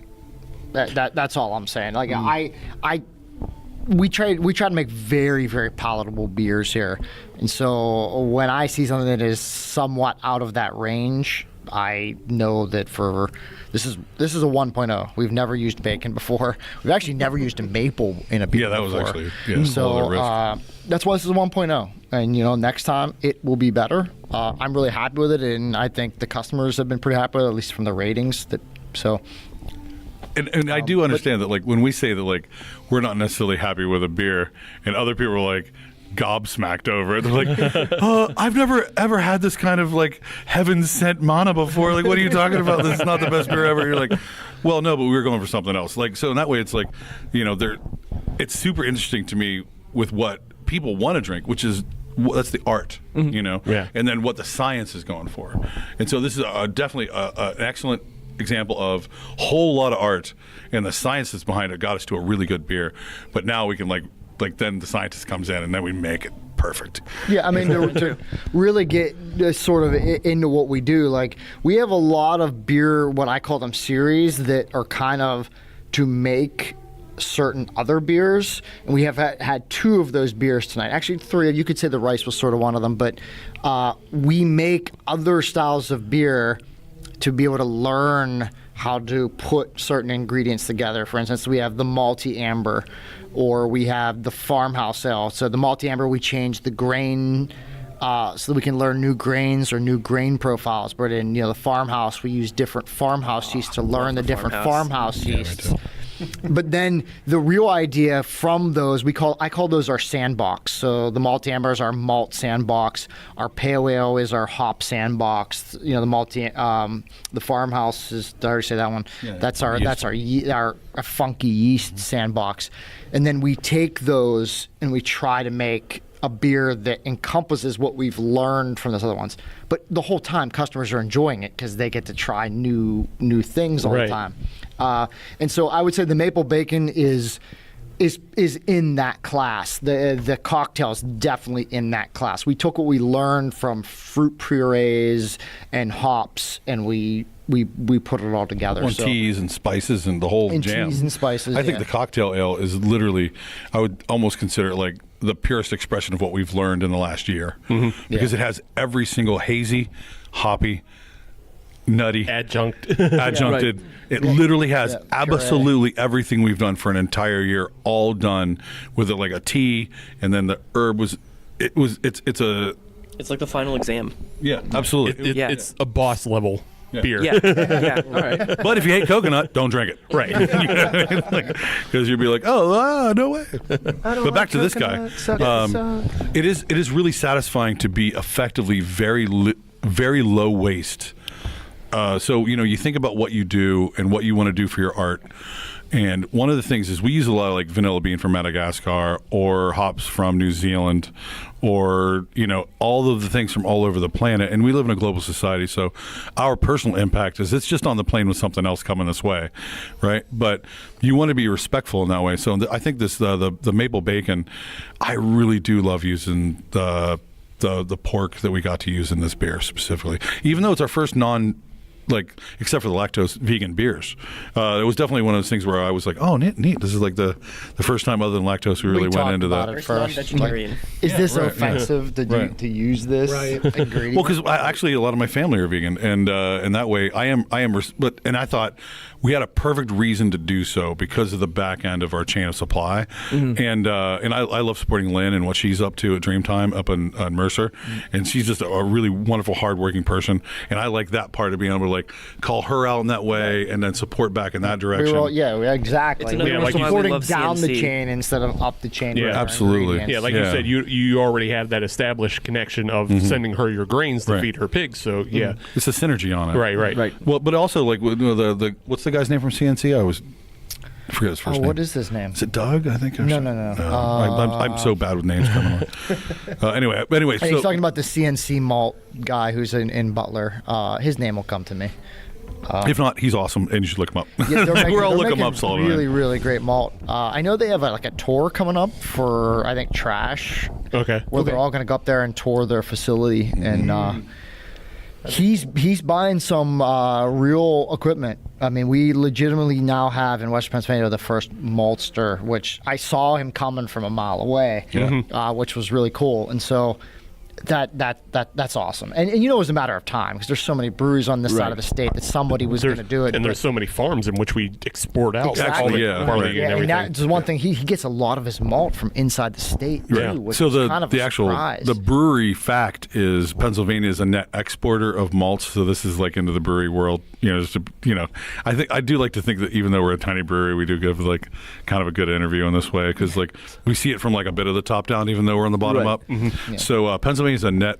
We actually had a meeting with the Brewers Guild about it, so this is where I got it from. So all the other brewers are like, I was at that meeting too, so don't act like you're the only guy who knows then this. just do research on Wikipedia. Yeah, exactly. But you're the first one to say it on our show, so. Right. Yeah, so they actually came in from the state and was talking to our guild, the Pittsburgh Craft, essentially the Brewers Guild, and which, man, I'm so happy to be part of that. They're all such good people. Anyway, they were talking to the state is a net exporter of malts, and that they're trying to focus like statewide with agricultural incentives to get more maltsters here in the state. So we keep it all, everybody's worried about that tax dollar. Right. But CNC, he's a really nice guy. Yeah. And his malt is really good. So good. So he's definitely a technical guy. You just look at he's finally on the media. He's definitely a late comer to social media in that way. And his stuff, it's just, he's so heartfelt about it. You can see somebody, and then to be a maltster, you know what I mean? So that's the idea of the tertiary things that people do to make beer. The guy who just makes yeast all day, or the lady who's down there, just essentially cracking grains, you know what I mean? Like those things. Just hop farmers. We do need a big hop farmer. We do have some, right? Some small ones, but nobody's going full out like we've seen in Michigan. Absolutely, nobody's doing the Michigan acreage. Hop Alliance. Nobody's going, and there's some challenges that need to be overcome. Probably Pennsylvania weather, but it can be grown there because it used to be an area where hops could grow, but you can only grow certain types. We have Germany's climate is another way to think about it. So, but all those Bavarian hops are real. Let's do this. I think we'll see it. Huel melon. Absolutely. So, just out of curiosity, with the CNC going back a little bit, is he available to go down even to the homebrew level? Yeah. I believe that they're making a big push to try to sell to the homebrewers now. Okay. And because he is started to show up on wanting to do tours for Trub and Trash, which obviously that means he's trying to make sales. Right. So I would imagine next we'll probably see him soon. He's supposed to bring us down some chit malt. So CHIT. Yeah. It's the good. It's the good shit. It's not that open source fermentation if we see him, malt. we'll ask him. If you guys don't follow him, he's fine. He got onto Facebook, and I was like, okay, that's good, but you need to get on Instagram because I think it'll really help you because all the breweries are using your malt. Will tag you, and it'll drive people from all over the place. So you should follow him on Instagram because we want to support that. You know what I mean? So right on. We'll make sure to tag him on Twitter and Instagram when we do our promotion for the episode. Cool. So just to jump back to this beer for a quick minute. Yeah, absolutely. I've been drinking it. We kind of diverted from usual show format for. Apparently, I'm the only one that hasn't drank it. I am a mistake on this why don't you go ahead? Let's all take a healthy pause while you enjoy this tasty beverage. We'll come back to you after our Kamehameha burger. But like Dave said, I've been drinking this beer for a couple weeks actually.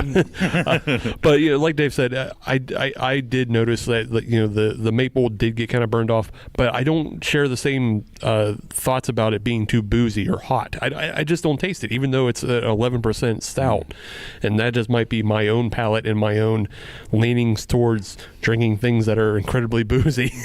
Well, it has a good amount of malt with it. Yeah, there's enough physical beer behind the ABV is what I think it really is. Right. So it doesn't outrun the booziness. Yeah, right? And that way, if it was less boozy, it would seem thick. Right.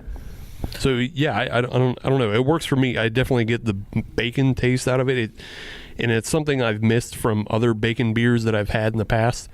And that's the one thing that stands out in this is like there is that smokiness that I thought was from smoked malt, but it's just from the bacon. And then you just have that nice bacon flavor, and as Dave said, in future iterations, we'll have more maple flavor. Yeah. So I'm looking forward to that, and I'll be back for that. It's one thing we always try to do is when we name the beers, whatever we put in the name, we want you to be able to taste it. Thank you. Maple bacon. Right. We want you to taste maple bacon. Yeah. And that's something if you don't get that, it actually is a flaw. Right. So we've done disappointment. It does, and I think we've done a really good job of pulling that off. Like if it's asparagus and carrots, if you don't taste both of them, like we should just make the beer again. Right. If your pee don't smell later, you didn't do Don't it. bring us the asparagus because John has been trying to push us to put asparagus in the beer. It's pushing And herbal Brussels beers. sprouts. I'm like, You're welcome, John, by the way. Just to get that out there. Veggie beer. Poor John. That's definitely a good point, though, Dave. There's been times where I've had a really good beer, but because it wasn't what it said it was, I had a bad opinion about it. We actually get a lot of sort of a little kickback on our peanut butter porter for that because everybody wants Sweet Baby Jesus. And they're like, why is there no chocolate in this? I was like, it's not a chocolate peanut butter porter. It's a peanut butter porter. Like, well, it's really light with the peanut butter. I was like, well, this one was a little lighter than most, but we've had them where they're like a little stronger. Like that was this year's version of it. So in that way, I think we've learned a little bit from that one. Absolutely, yes. We called it peanut butter porter, and people wanted this like peanut butter. Right. And really, it ended up tasting more like a porter. Peanuts. Like actual roasted peanuts that you get in the ballpark. That's a much different profile than actual peanut butter. You know what I mean? Mm-hmm. So, unless you're doing that like all natural Smuckers kind of stuff. If not, then you're gonna get like the sugar and all the bits that they put in. Definitely. So Adam, you've had time to drink. I did. Yes. Thoughts? I did. So I like the beer. I definitely like the smokiness of it. What I found interesting was it doesn't have that syrupy taste to it, but I found a little bit of the syrupy mouthfeel to it. So like the taste kind of it wasn't there, but it felt like it was there, and I found that very interesting. Yes, I agree that I think there needs to be a little more maple flavor there. I don't think I'm breaking any news to Dave and Tom here, but yeah. I think you get a good bit of the nose, though. I definitely smell maple. I agree with what you're saying. Like, it's almost like it's there, but it just doesn't. I don't know. It's not like Super Troopers drinking the maple syrup. Right. And when I say maple syrup, I want you to be able to taste it. You want I think maple syrup is one of the trickier ingredients to get that flavor. Because the yeast eats it. It just says, "Thank you, maple." Nom nom nom. I feel like you're trying to shoot more for like candied bacon, which is when you put maple syrup over bacon and then throw it in the oven. Oh yeah, and you get that real sticky bacon. And definitely. And we will. I mean, like I said, I think this is one that we probably are going to come back to. Yeah. Hey, you always put a V1 on your stuff, and this is V1, Right. so V11 will be better. And I would definitely agree with Adam. You don't pick up a lot on the maple, but it definitely, it's there. Mouthfeel wise, it was silky. You get the roastiness, you get the smokiness. I get a little bit of that alcohol burn, but to me, that's just Mother Nature's way of saying this is 11.5% beer. So it feels good. I like it. I really enjoy it. So don't be stupid with it. Right, yeah. Well, interestingly, for one of our higher ABV beers, very few people go with the 4-ounce sampler. There are a lot of people are drinking the full 8s on it, and they're letting it warm up and treating it right. I really think the stout customer is my new favorite customer. No, I just mean in general. And they're vocal. They're definitely vocal. Oh, yes. But you give them a little bit of roasty and some good times, and especially the. I'll make sure that you get one of those EDMs on your way out. The English Dark Milds. Just it's a little 4.1er. It's sessionable, but the so much mouth flavor there. Obviously, mouth is where the flavor happens. But that 11% got on me. I think, if anything. No, but in that way, you want to make sure all those customers are represented. Eventually, they're one of the most vocal. They absolutely are. You don't have a dark beer on, look at. You'd be better off without a hoppy beer on. Let me tell you that. Yeah. Oh, absolutely. If you ran out of hops, you'd be like, well, I guess everybody drank it.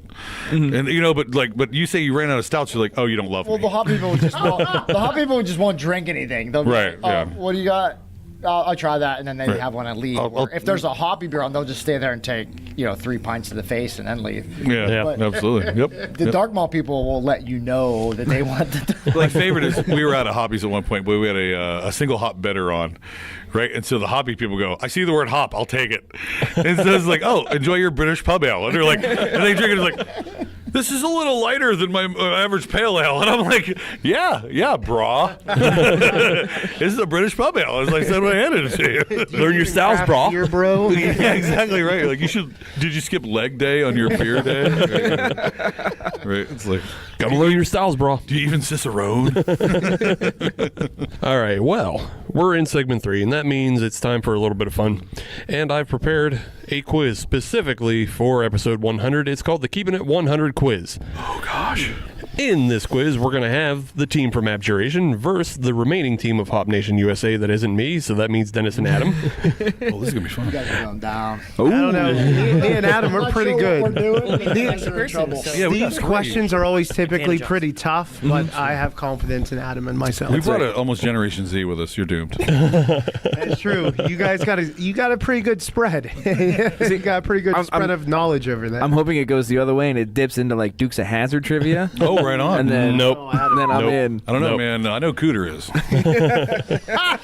Sorry, none of the answers tonight will be Cooter or Enos. Is there a little possession on there? That's not Cooter's anus. no. Cooter's actually a tow truck driver that was really fond of Daisy. Right. So, Yes. I mean, weren't we all? Yeah. Enos was the Deputy, wasn't he? deputy who Yeah. also was in love with Daisy because everyone's in love with Daisy, Right. including me. I didn't know that. Cooter was just some guy that walked around down the block from where I grew up. He was a real dude. Yeah, right. He was a nice guy. I don't know what happened to him. But yes, no Dukes of Hazzard trivia tonight. The theme tonight is keeping it 100, of course. So everything is going to be based on top 100 lists. Yes. Oh, okay. So we have 4 questions. Each is based off a top 100 list, and they are multiple choice. Oh, good. Each question is going to be worth 1 point. If you miss a question, it will go to the other team, and they'll have a chance to steal. And we have a final 5th question at the end, and it'll go to both teams. Oh. I'm going to start with Team Abjuration and give them the first question. They are the wonderful hosts tonight, so it's only fair. Lusitania. Bring it on. That's not a bad guess. I feel like at least 3% Thank you very much. Appreciate it. No, but this is actually coming from the Untapped, and this is from their top 100 beers. Okay. Variants of this beer occupy the top 5 spots on Untapped's highest ranked beers. And I'll say, if you know what it is without multiple choice, I'll give you 2 points. So, Dave, go ahead. It's mead. No, I said beers. Beer. Yeah, I said. So I'll not deduct you. This was admirable. Well, no, because the meaderies are all the top ones on Untapped. Yeah. Yeah. Oh. Yeah, the meads are. Specific beer. Yes, it's variants of this beer occupy the top 5 spots on Untapped. Yikes. So it's variants of a specific beer. If you want your choices, I can give you that. Like a specific style. No, but we have a multiple choice option. Yeah, I'll give you. Let's listen to the whole question, Yeah. guys. We think we're so much better than the test. We're like, we got this. Wait, you guys are going to give us some answers? Screw it.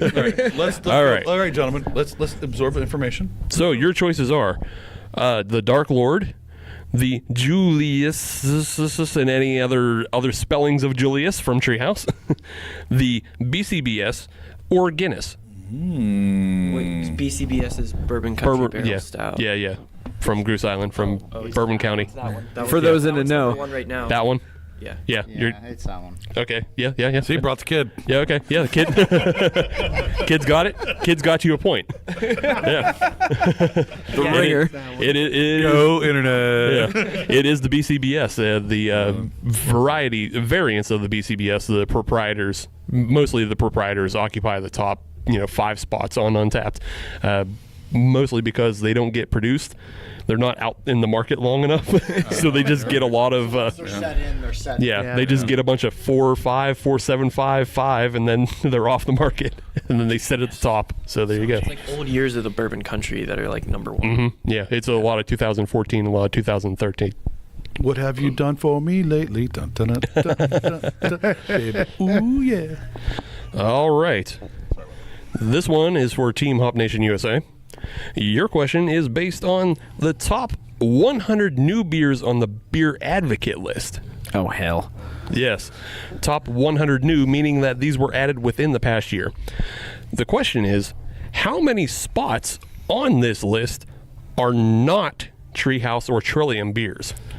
How the hell do you guys get? You guys are mean to yourselves. I know. I love this. This is the greatest thing that ever happened. Nah, we're used to it. Well, let's hear the choices. Yeah, because I'm not going to try. 1, 2, 3. Like, So again, how many are not Treehouse or Trillium beers? Your choices are 57, 90, 10, or 77.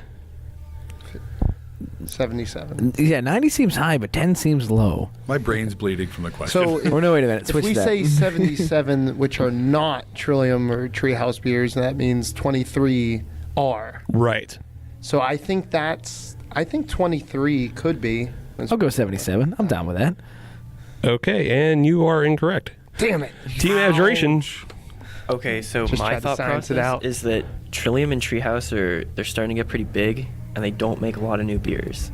So I'm thinking like it's probably maybe that 90. I like it. Really, you think that? I would think that they would produce new beers, but just like not so many a year. They don't make 90 other beers are somebody else. somebody else. Yeah. We're leaning hard on John at this point. That's Okay. Everybody's up their ass. Don't get too real, David. It's okay I'm to definitely going with John's answer, which would be the high one. 90. Okay. Well, that's also incorrect. Are you serious? What? The actual $5?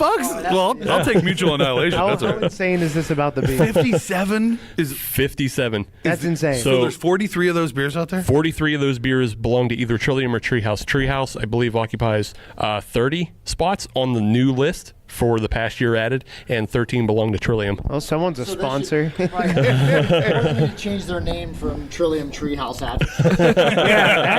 I just didn't think that would be a thing. Right. Or just yeah. give them their own section and let everybody else fight out for the rest. Right, You know what I mean? exactly. Like any beers that aren't the following. 50% of the top 100 at that point. I do not think that they made that many new beers. That's craig. Right. Every little variant must be. Yeah, it's every little variant. Anytime Treehouse adds an S. So they just get 5-0 all the time? Is that it? They get a lot of 4.7s and 4 6s on. Man, I would have to go Beer try me Advocate. some of this shit. I don't believe it. I think there's a lot of hype on a 4-1, maybe. I'm just saying, like, whatevs. Like, but that's sight unseen. I mean, I'm willing to be like, I guess I just worship. I guess fall down upon my fetlocks. Yeah, and pray. Once you that's knees for a horse.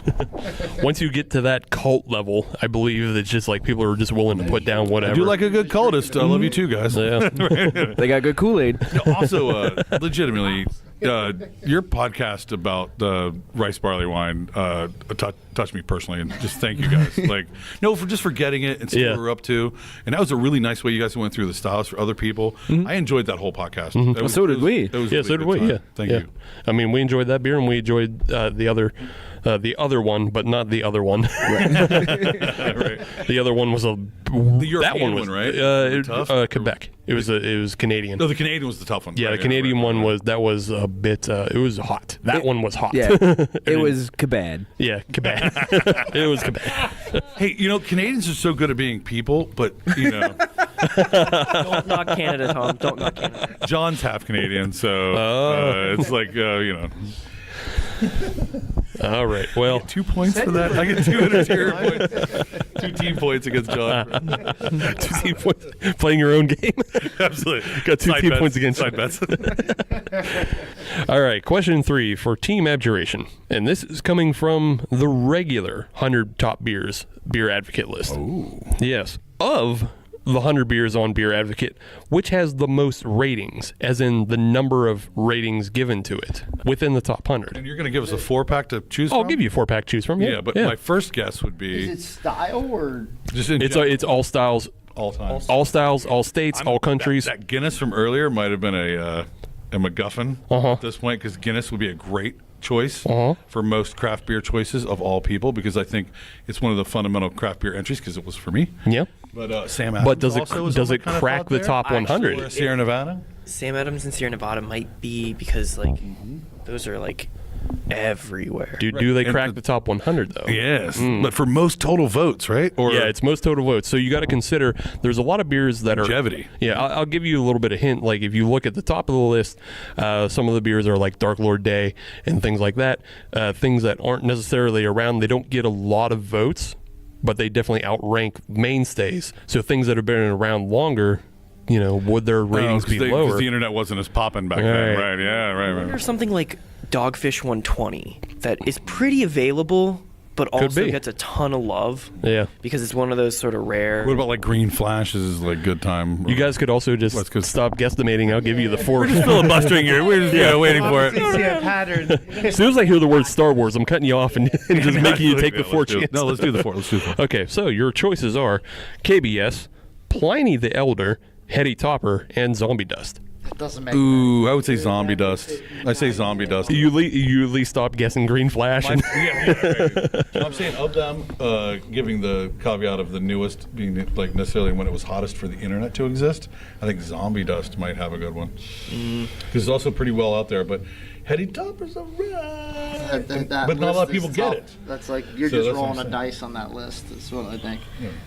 But you know, I mean, you just guess because they're going to be zombie just dust. listened to. Wait. Founders distributes KBS. a lot. Everybody loves that KBS too, right? Yeah, like the fanage is there. KBS. Yeah, I can't. Yeah, Going with boo. KBS? Yeah. I say boo, KBS. Unfortunately, that's incorrect. Ah. Team Hop Nation, time to steal. I definitely feel like it's Pliny the Elder. I Because that is like... it's one of the OGs. Yeah, that's like one of the ones where for the longest time people use that as a benchmark. It was. Well, it still is. It's still... I think there's definitely a lot better beers out now, but it's still, like you said, an OG. I think Pliny, but I don't know what your opinion is, Adam. I think I gotta go Pliny the Elder on this one. Yeah. That's what we're going to do. And Team Hop Nation gets a point. Yeah. Ooh. Also, Planet of the Elder tastes like Bell's Two Hearted. So it's just really it's a really well done Bell's Two Hearted, but those beers are stacked on top of each other. Yeah. So it's a personal opinion on those beers, and it's a hot take. But I've said it before. Dave's got his own opinions, but that's me. But just for a little more information on that, so Pliny the Elder actually only comes in at number 28 on the top 100 list, but it has 15,000 entries and votes for it. Heady Topper, though, has less, around 13 to 12,000, but it comes in at number 6 overall. Oh. Yeah, so it's not necessarily the highest ranking, but it has the most votes. I mean, but everybody drinks zombie dust. It's everywhere. Yeah, Such a good beer, too. zombie dust is still up there as well. Yeah. It's still within the top that would've got 100. the push just because it was so new and everybody drinks. How many does Zombie Dust have? How many I think it had around 10 to 11,000. Oh, so it's in there. So it still totally gets a bunch, and I think it's up within the 50s. Fun beer questions. Yeah. So I think the other thing is you've got the Pliny the Elder and you have Pliny the Younger, and there are people are going to be doing both. They want to say, "Oh, what's better, the Younger or the Elder?" So that's going to push those numbers up as well. Big hop. Right. Which I like a lot, just to throw it out there. Yes. Just keep it local. Just talking about all these national beers, and I can't stop being a local guy. You know what I mean? Like, that Stockyard Ale is also great that they got. They'll throw a little East End loving out there. Absolutely. All right, question 4 for Team Hop Nation USA. According to Rate Beer, yes, what is the top PA brewery within the 100 list? In terms of what?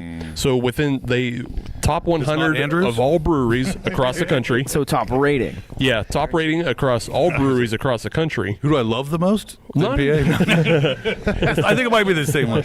No, you're Tom, not Rate Beer. Oh, touche. Maybe it's TomRatesBeer.com. So I have an idea. My thought is top rated. No, is this top rated for 2018 or all time? 2018. 2018. Yeah. So I think I got to put my Sam hat on a little bit. Okay. And I think I got to at least throw out Pizza Boy. Okay. Well, yeah, but Do he's about to give us you want options. your 4 first? Yeah, we do. Do you want your Yeah, we wink, totally do. Wink. Do you want your 4 first? Yeah. Yes, we totally do. Like the 4. All right. So, top brewery within PA, as voted on by the users of Rate Beer. Is it Dancing Gnome, Victory, Tired Hands, or Bullfrog? Is Victory made in PA? Yeah, Oh, Downington. yeah. Oh, That's really? right. That's right out of Philly. Oh, no way. I always thought... Where they for some say reason- Wooder. Oh, yeah, right. For some reason, I always thought it was like way over in Canada or something.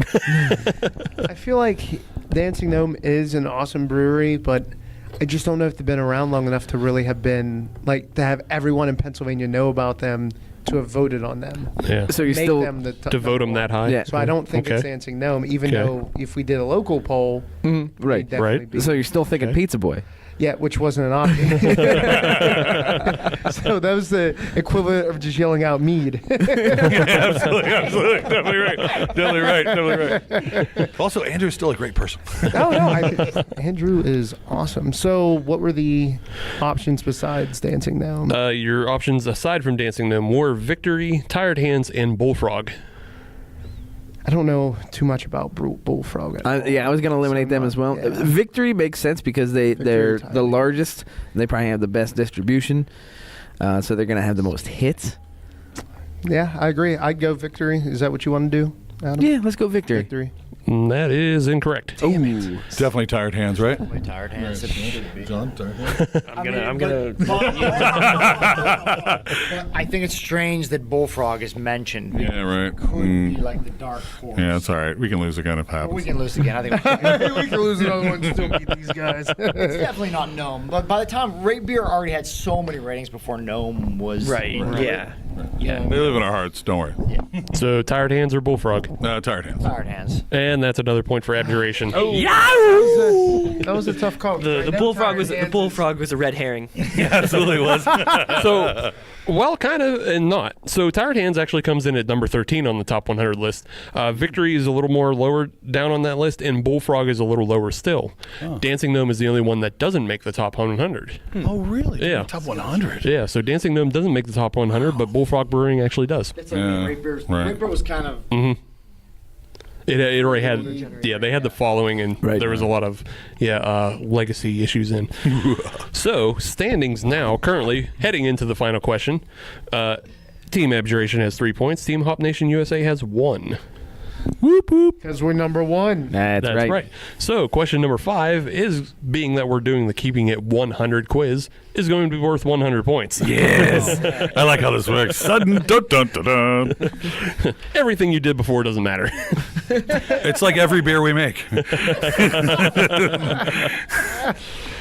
Always improving. Always moving forward. If you're not making the best, nobody cares. Always spinning faster and faster. So, the final question for the evening will be answered by both teams, but I'll give Abjuration the chance to put their wager in last. How many beers in Steve's top 100 beers on Untapped of 1,126 beers are stouts? How many beers out of my top 100? Top 100. Yeah. Of the 1,000 plus I've had that I checked in. I stopped doing that thing fucking 2 years So you ago. don't need to say the 1,000. It's how No, many it's just out to of throw you off and confuse you. I like this. I like this. It's a trap. Your top 100 are stouts. Percentage. Yeah.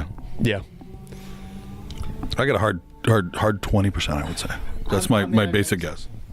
I've listened to the podcast enough. You like stouts, but you're not the biggest stout fan, if I can remember. So you're saying 11? Saying 11%? Well, that doesn't mean. I mean, You guys can continue debate. Team Hop Nation, I'm asking for your wager first. Yeah, absolutely. No, we're both going. We're going to put our numbers up. Yeah. Head-to-head competition. Yeah. I'm going to say 45. Oh, wow, that's really high. So Dennis is saying 45. I'll say 46. Whoa. You guys want to split the difference at 45? 45 and a half? Yeah, Well, I'm going back to my 20. I'm going back to my... Yeah, really. Such a connoisseur of So, stouts. I think if I remember correctly, Tom, you told me that about 60% of beer people say that their favorite style is an IPA. That would be correct. 30% say their favorite style is like a dark beer or a stout. Yeah, sounds about and right. 10% go sour. I would agree. I'm going to follow those trends and probably say somewhere around 30. So, like you say, a hard 30%. I like that too because I do know he's sort of a hophead. So, but They went so high. His untapped range could be all over the place. So let's go a nice 33. Let's say a nice 33%. Yeah, third of them. Okay, Abjuration's checked in with 33. I was still waiting for you guys to answer first. But you good with 45? Yeah, let's do 45. Okay. Yeah, okay. I'm in. All right, so Team Hop Nation has 45. Team Abjuration has 33. And of the top 100 beers I have, not including porters, not including anything that's just a dark Belgian, I know the differences in my styles. I know what's happening. I have 39 stouts. Wait. So they're 6 points off. We're Six points off. That's a tie, y'all. That is a fundamental tie over under with no preconditions made. That is a flat out tie. So how insane is that? So final scores are Abjuration 103 to Hop Nation 101. So they still But I win. thought we were tied. Just we slightly beat you. I thought we would split the points and only beat you by 2. I'm still amazed that we Got it answer within is 6. right Yeah. in the middle of both of us. Yeah. That is Yeah, insane. that's pretty all right. I guess we kind of know Steve. Yeah. we both equally know Steve. I went way low at the beginning. So. Yeah. Good. Fun fact when I was going through that, the top rated beer was the Southern Tier Creme Brulee. And then 3 below was a check-in from 2016, which was the Abjuration Vanilla Oak-Aged Belgian. Oh, yeah. That's number 3 on my list. I would expect to see her come back around eventually. 2016 might have been a beer fest. It was. It was Beers of the Berg in Lawrenceville in the warehouse. The transit building. Transit building. Yeah. And I will. Let's go back. Yeah. And I will tell you that is one of 5 5-star beers that I have on Untapped. One of 5 of over 975. Wow, The one from that fest. From that festival. Oh, jeez. I mean, I got people out of line. Yeah. We harassed our friends. Used to get crazy too. The line would be like 60 deep. That was one of the funnest festivals I've ever been to. Yeah. To be honest. I agree. Yeah, it was awesome. I was really sad that venue was only a one-time show. 'Cause that was a cool spot. Yeah, that was a cool venue. Yeah. It's still Beers of the Berg is overall a great festival. Right. So. Definitely, but that spot's gone. Yeah. That's going to be apartments. Or No matter. You can't call it gentrified, but how do you call it when gentrified gets gentrified? What do you call that? Like, you know what I mean? Like Super when poor Saiyan white kids get gentrified. kicked up by rich white kids. What do you call that? Yeah, Super 9,001. It's literally a man screaming for 3 episodes. Yeah, exactly right. Your spot's been Amazoned, which is somehow not planting trees. I moved from Brooklyn for this. I can't afford this. Well, I think it's okay if we come back to the Maple Bacon Stout by Abjuration. I'll just say my final piece on that. I really enjoy this beer. It's a really good stout. We were just talking about how I enjoy my stouts, and this goes right into that category of a really enjoyable stout that I could try to put a bunch away of, but I would ultimately fail because it is 11%. But yeah, I drink this anytime, and I'm excited to see more iterations of it. Yeah, I'll agree with that. My stamp on it, it's a good-ass beer. Would drink it again. Probably going to drink it again. Mm-hmm. So this version and any future versions, whenever I see it comes out, yeah, I'll probably be here. I guess I'm just going to jump right in with everyone else. It's a solid stout, very well balanced between some of the smoky flavors that you get from the bacon, the roastiness, solid beer, and I think that's definitely something I would like to have 4 or 5 of at the house and keep them for special occasions throughout the year, but I know all it takes is one bad weekend and they're gone. Yeah, I would definitely say this is a candidate for the next 8-ounce cans in the future. I mean, there'll be more beers we'll put in 8-ounce cans, but I like we sort of considered it with this one, but we were a little scared because it's the bacon and whatnot. But we learned a little bit from it, so I think we'll be ready to do it. I definitely like the little cans. They make me feel like a big man. But with that, I think it's okay if we move to the podium and we rank the 3 beers that we had tonight. Does anybody like to go first? I'll go first. We'll save our guests for last and make them rank their babies because we love to do that. Which baby do you love the most? Yeah. But Adam, you want to So go? I'll go first, and I'm honestly just going to go right in line with how we had them tonight. I'm going to go with the Rice IPA in the bronze medal position. Like I said earlier, that is the kind of beer that you want to... This is definitely, like I said, the type of beer that you want to introduce people into the IPA side of things. However, that's what I thought when we had that at first. But then we get into the cocktail ale, which is definitely in the IPA side of things. And that kind of just trumped the first one as the gateway beer into the IPAs because it just, like I said earlier, just kind of stepped out of the Shire a little bit. And then you come right back when you have all the other, your flavors, your pineapple, your coconut, and things like that. And that is what puts that in the silver medal position. However, this Maple Bacon Stout, yeah, that's going gold medal. Far and away. I like the smokiness. I like the mouthfeel of it. Yes, I could use a little more maple flavor to it, but it's version 1.0. I'm gonna buy more. I'm gonna drink more. That's all there is to it.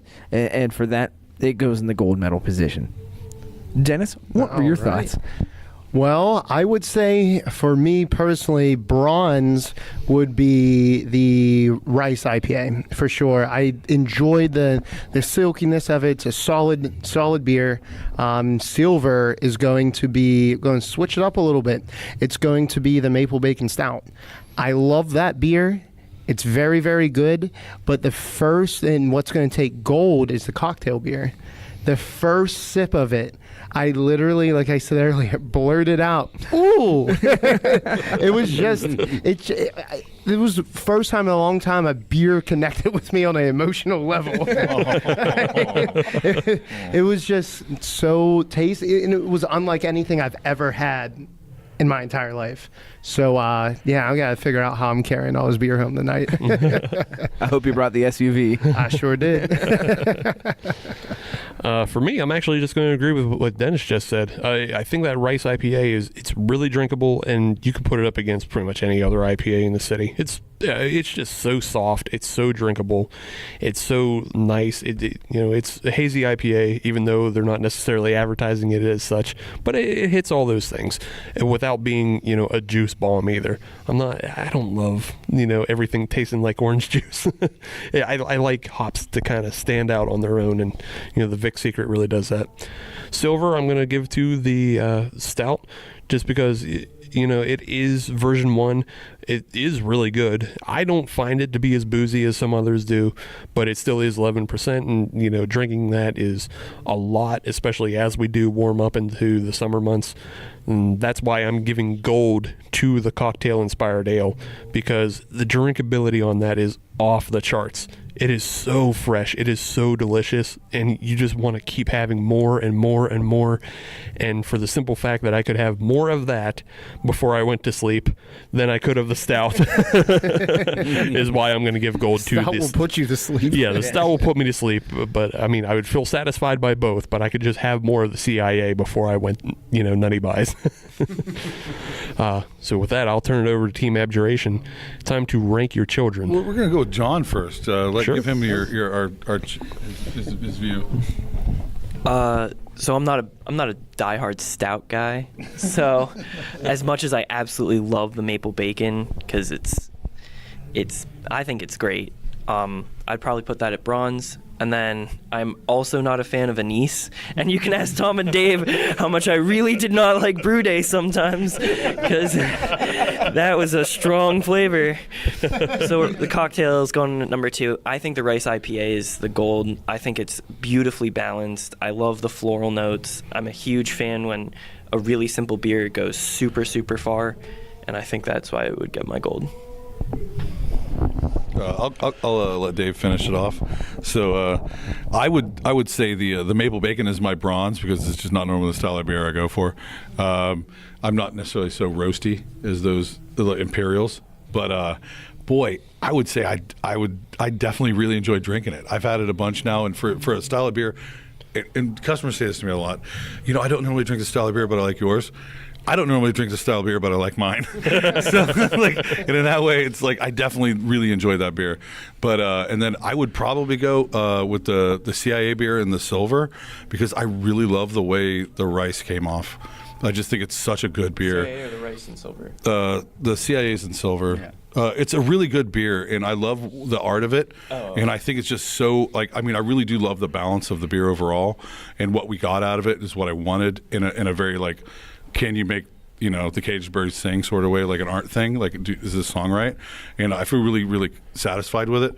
But that jasmine rice really comes off so well, and I see a lot more future with the rice, in that way. So it's sort of where my heart's at. Just to jump in, because in a way, maybe you think of the Rice IPA is something more that you can build upon, where you've already said the CIA is the boss level completion of absolutely. everything else you've So it's sort cool. of like where I would feel about it being the maker. Yeah, that sounds cool. This is impossible. It's your kids, right? Yeah, absolutely. But weirdly, I'm actually going to agree, because they both actually had the same exact list. So, and I weirdly agree. I would almost put the cocktail in third, but because I'm not a big Imperial Stout drinker, I'm going to put it in the third place. The cocktail I would put in second, just because of how happy I am with the Rice IPA. And I'm a huge hophead, and so I've been really trying really hard to make our hoppies is the best that I can, and I think that the Rice IPA is a full year of what we took and learned to get our hoppies to a level that competes with other people around the city, and that's why I have to give it the gold because of that. The cocktail is really, really, really good, but your explanation with Tom is dead set on. We knew it was going to do that. The rice was a big surprise because I'm always trying to make our hoppies better. And this is the first time I'm actually really happy with the juiciness, the hoppiness the hop saturatedness that we got out of one of our hoppies. So, yeah. Right on. Well, I'm going to let you guys just continue on. Any kind of events, canning, what else can we look forward to from Abjuration? What's coming up? I mean, definitely we're going to put a lot more, metal in the back as we go through the next year. Looking forward. I'm excited to get to our 100 beers here in about 25 beers or 24 beers. Oh, okay. And, we're going to have 100 recipes up, even shorter than that. It's definitely one of those things where I think we're going to build on the palate. And I'm really excited. I heard a thing about a brewer saying the other day they were worried about brewers' fatigue because they couldn't come up with enough interesting new beers to keep up. And I'm like, good. So, bringing John on's been really, really super helpful to keep our narrative fresh. Dave's always trying to keep me reined in and keep us rational, and I'm excited to see what we do this year. Right on. Oh yeah, I just want to see how far we can go. He just wants to keep pushing us. Yeah. He wants Brussels sprouts, so. Yeah. I'll do the basics. So, events we got coming up. We're doing the Brew Haha. We don't do many events, but so I think pretty much they're all lined up for the year already. So I'm just going to throw them out there. We're doing the Brew Haha, which is for the Hollowick Land Trust. Yeah, that's this weekend coming up. Yeah, that's this weekend coming up. If you're listening on a Friday, as you should, Brew Haha will be tomorrow on Saturday. Yeah, so that's like a food and beer pairing event with 10 different breweries, it looks to be a pretty cool event for a great cause. And we have really good personal friends who are involved with it, who really made sure that we were a part of it. So this should be really cool. Beyond that, we're going to be at Fresh Fest this year. We're going to be at the Beers of the Berg. We owe those guys a lot. As you guys we just talked about earlier, that was a good testing ground for us. So we'll always be there for those guys. And I'm forgetting one fest. We might do Brutal again. If Brutal happens, we don't know yet. We'll be at Brutal, and that might be it for us for Fest, depending on what happens going into the year. It seems to us like they're like the fests are very saturated too, and that's like, I mean, I want exposure, but I don't need to be at everyone. Right. You know what I mean? Like, our beer is like. It's not that thirsty for you. You know what I mean? In that way, like, it's okay to be thirsty. We also don't have that much beer. Yeah, that's what I mean. Yeah. You know what I mean? Like, we're for real. A lot of people don't realize we are actually one of the smallest breweries in Allegheny County. CoStar is technically smaller than us, but we actually have a tap room, so it's a little, we're a little bit bigger, but we're also trying to support a tap room. So it's something to consider. Like, we really want to go. There's other events we really want to support, like the beer barge is going on. Right, we had to miss that one. That sucked. Which we really wanted to do because we've heard how cool that event is, and we actually get our shirts from those guys, and we'd like to help them. We just can't do everything. Yeah. So bear with us. We're going to start producing more beer, and we're gonna do as many events as we can. Yeah, because we want to help people. Like you said, the beer to you. Yeah, we really do want you to get it. Yeah, like you said, you guys are already moving enough out of the tap room that you can't keep up with Beer Fest. So that's good problems. Yeah, right. Hashtag good problems on that. Yeah. And then that way, I think it's really we managed to be the right size at the right time, even in a small pond, big fish world, and still give a customer a great experience and a reason to want to be a part of us too. Like, we're now in like a year deep, and so many of our friends come in. They're not customers now; they're friends of ours come in, and they're just they own it. It's their place, and so that's my biggest thing for the first year, is that we've become a real place for people to go to whenever they want. Right. Yeah. All right. Well, Dennis, how about you give us a little bit of what's going on with your world? Yeah. So some of the events that we have coming up will also be at Beers of the Berg. We have Sip Away Tax Day coming up, which will be really fun. We'll also be at Fresh Fest as well. So at the beginning of April is the official launch of our Pet Brew Box.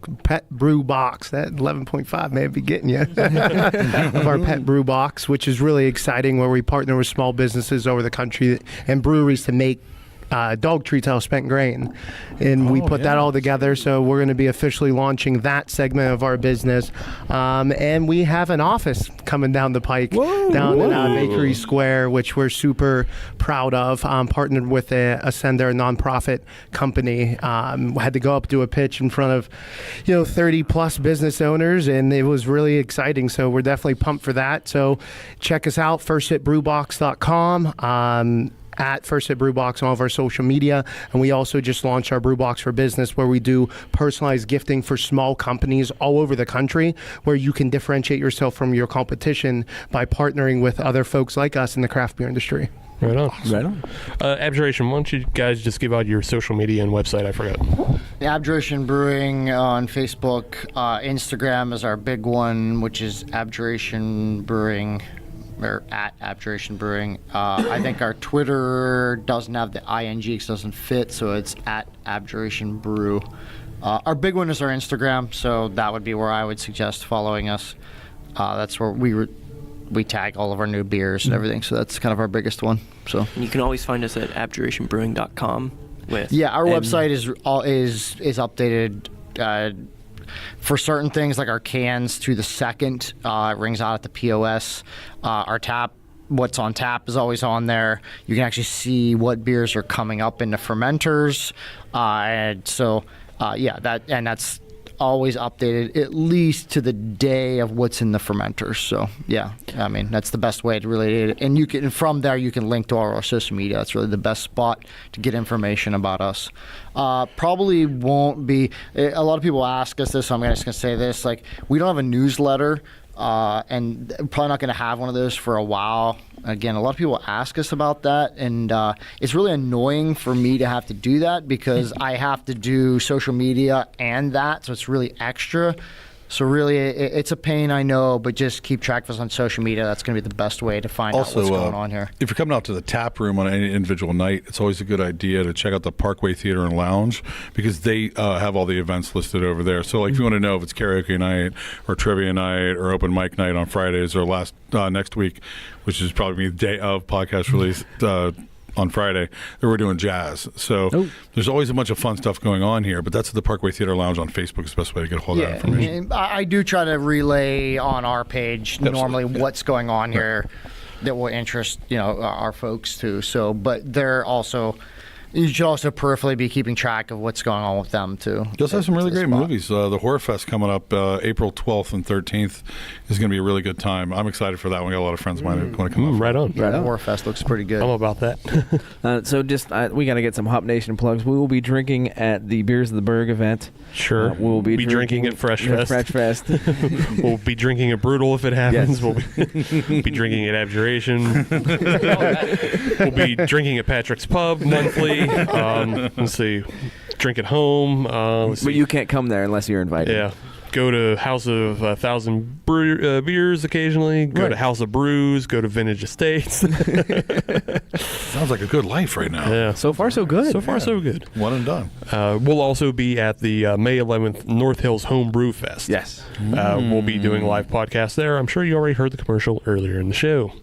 But, keep track of that. Go to SiriusShriners.org. I got it? Yeah, I got it. Yeah. SiriusShriners.org and click on the events tab, and you can find more information about that. But if you want to follow us on social media, all you have to do is search Hop Nation USA, and that'll get you Twitter, Instagram, and Facebook. And if you want to listen to brand new episodes of the Hop Nation USA podcast every Friday, as you should, then search Hop Nation USA in your favorite podcatcher, including Stitcher, Podbean, Google Podcasts, Apple Podcasts, and Spotify. And if you're on Apple Podcasts, leave us a 5-star review because we are a 6-star show, but they only let us use 5. That's right, and it's a terrible, terrible crime that we can't get up to 7. I just want to thank Dave, Tom, and John for having us at Abjuration again, letting us drink their beer, and actually giving us some good feedback as far as homebrews go. Even though it didn't get ranked tonight, I believe it gets a participation badge. Yes. Yes.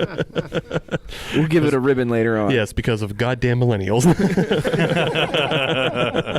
Sorry, John. Dude, seriously, thanks for having us on your 100th podcast. Hey, happy 100, guys. Yeah, thank you. Thank you. Thanks for having us. Yeah, I mean, yeah, thanks for having us. It's always, I think it's always nice to have this kind of synergy of, local businesses, and that we can talk about you and we can enjoy your beers, but you also enjoy, hanging out with us. We try to do our best in inviting breweries to speak about themselves and just get it out into the world, and as well as when we partner with people like Dennis and get other small businesses that all have this cyclical tie to each other. Yes. And then maybe one day we'll go up to the pork farm and get some real good pork belly. And somehow figure out a way to review bacon. That would be the life. Yeah. But yeah, thanks again for inviting us into your home, and to any other brewery who has in the past or will in the future. Yes, definitely. And to anybody else that has listened to us, it's been 100 episodes. It's been a good time. I'd like to think that we're going to be doing at least 100 more, and then beyond that. No, one more. I didn't tell you. I'm sorry. Surprise. Oh. Yeah, it's a career match on the next episode. Okay. It's us versus Breaking Brews. Oh yeah, that's gonna be fun. I was to the death. You got him. There's two of us and one of him. But yeah, he fights till he's hamburger though. So. Those little guys. Dude, he's a dad though. He is like that old dad strength. That's a mythical thing. Something to live for, boo. You've got a head like Deathly Rose, baby. Well, that's all I got for episode 100. Anybody has any final thoughts? Go ahead. I was just going to say, I listened to your guys' first couple episodes. It's really cool to see how you've evolved. So, and yeah, we bought new There microphones. was no way you guys asked us to do the 100. There's no way we're going to say no. So, that's awesome. You asked us to do it, and congratulations for making 100. Thanks. Greatly appreciate that. Absolutely. Couldn't said it better. Right on. Well, we'll be back next week with episode 101 with Jason Sircone, and we'll be doing mead. So we're done with beer. It's a new chapter. It's a new chapter. It's all over now. Mead and ciders from here on out. So your choices are mead. wait for your choices, Dave. Honey Nation. Kombucha. Honey Nation. I like that. Honey Nation USA next week. All right. Bye.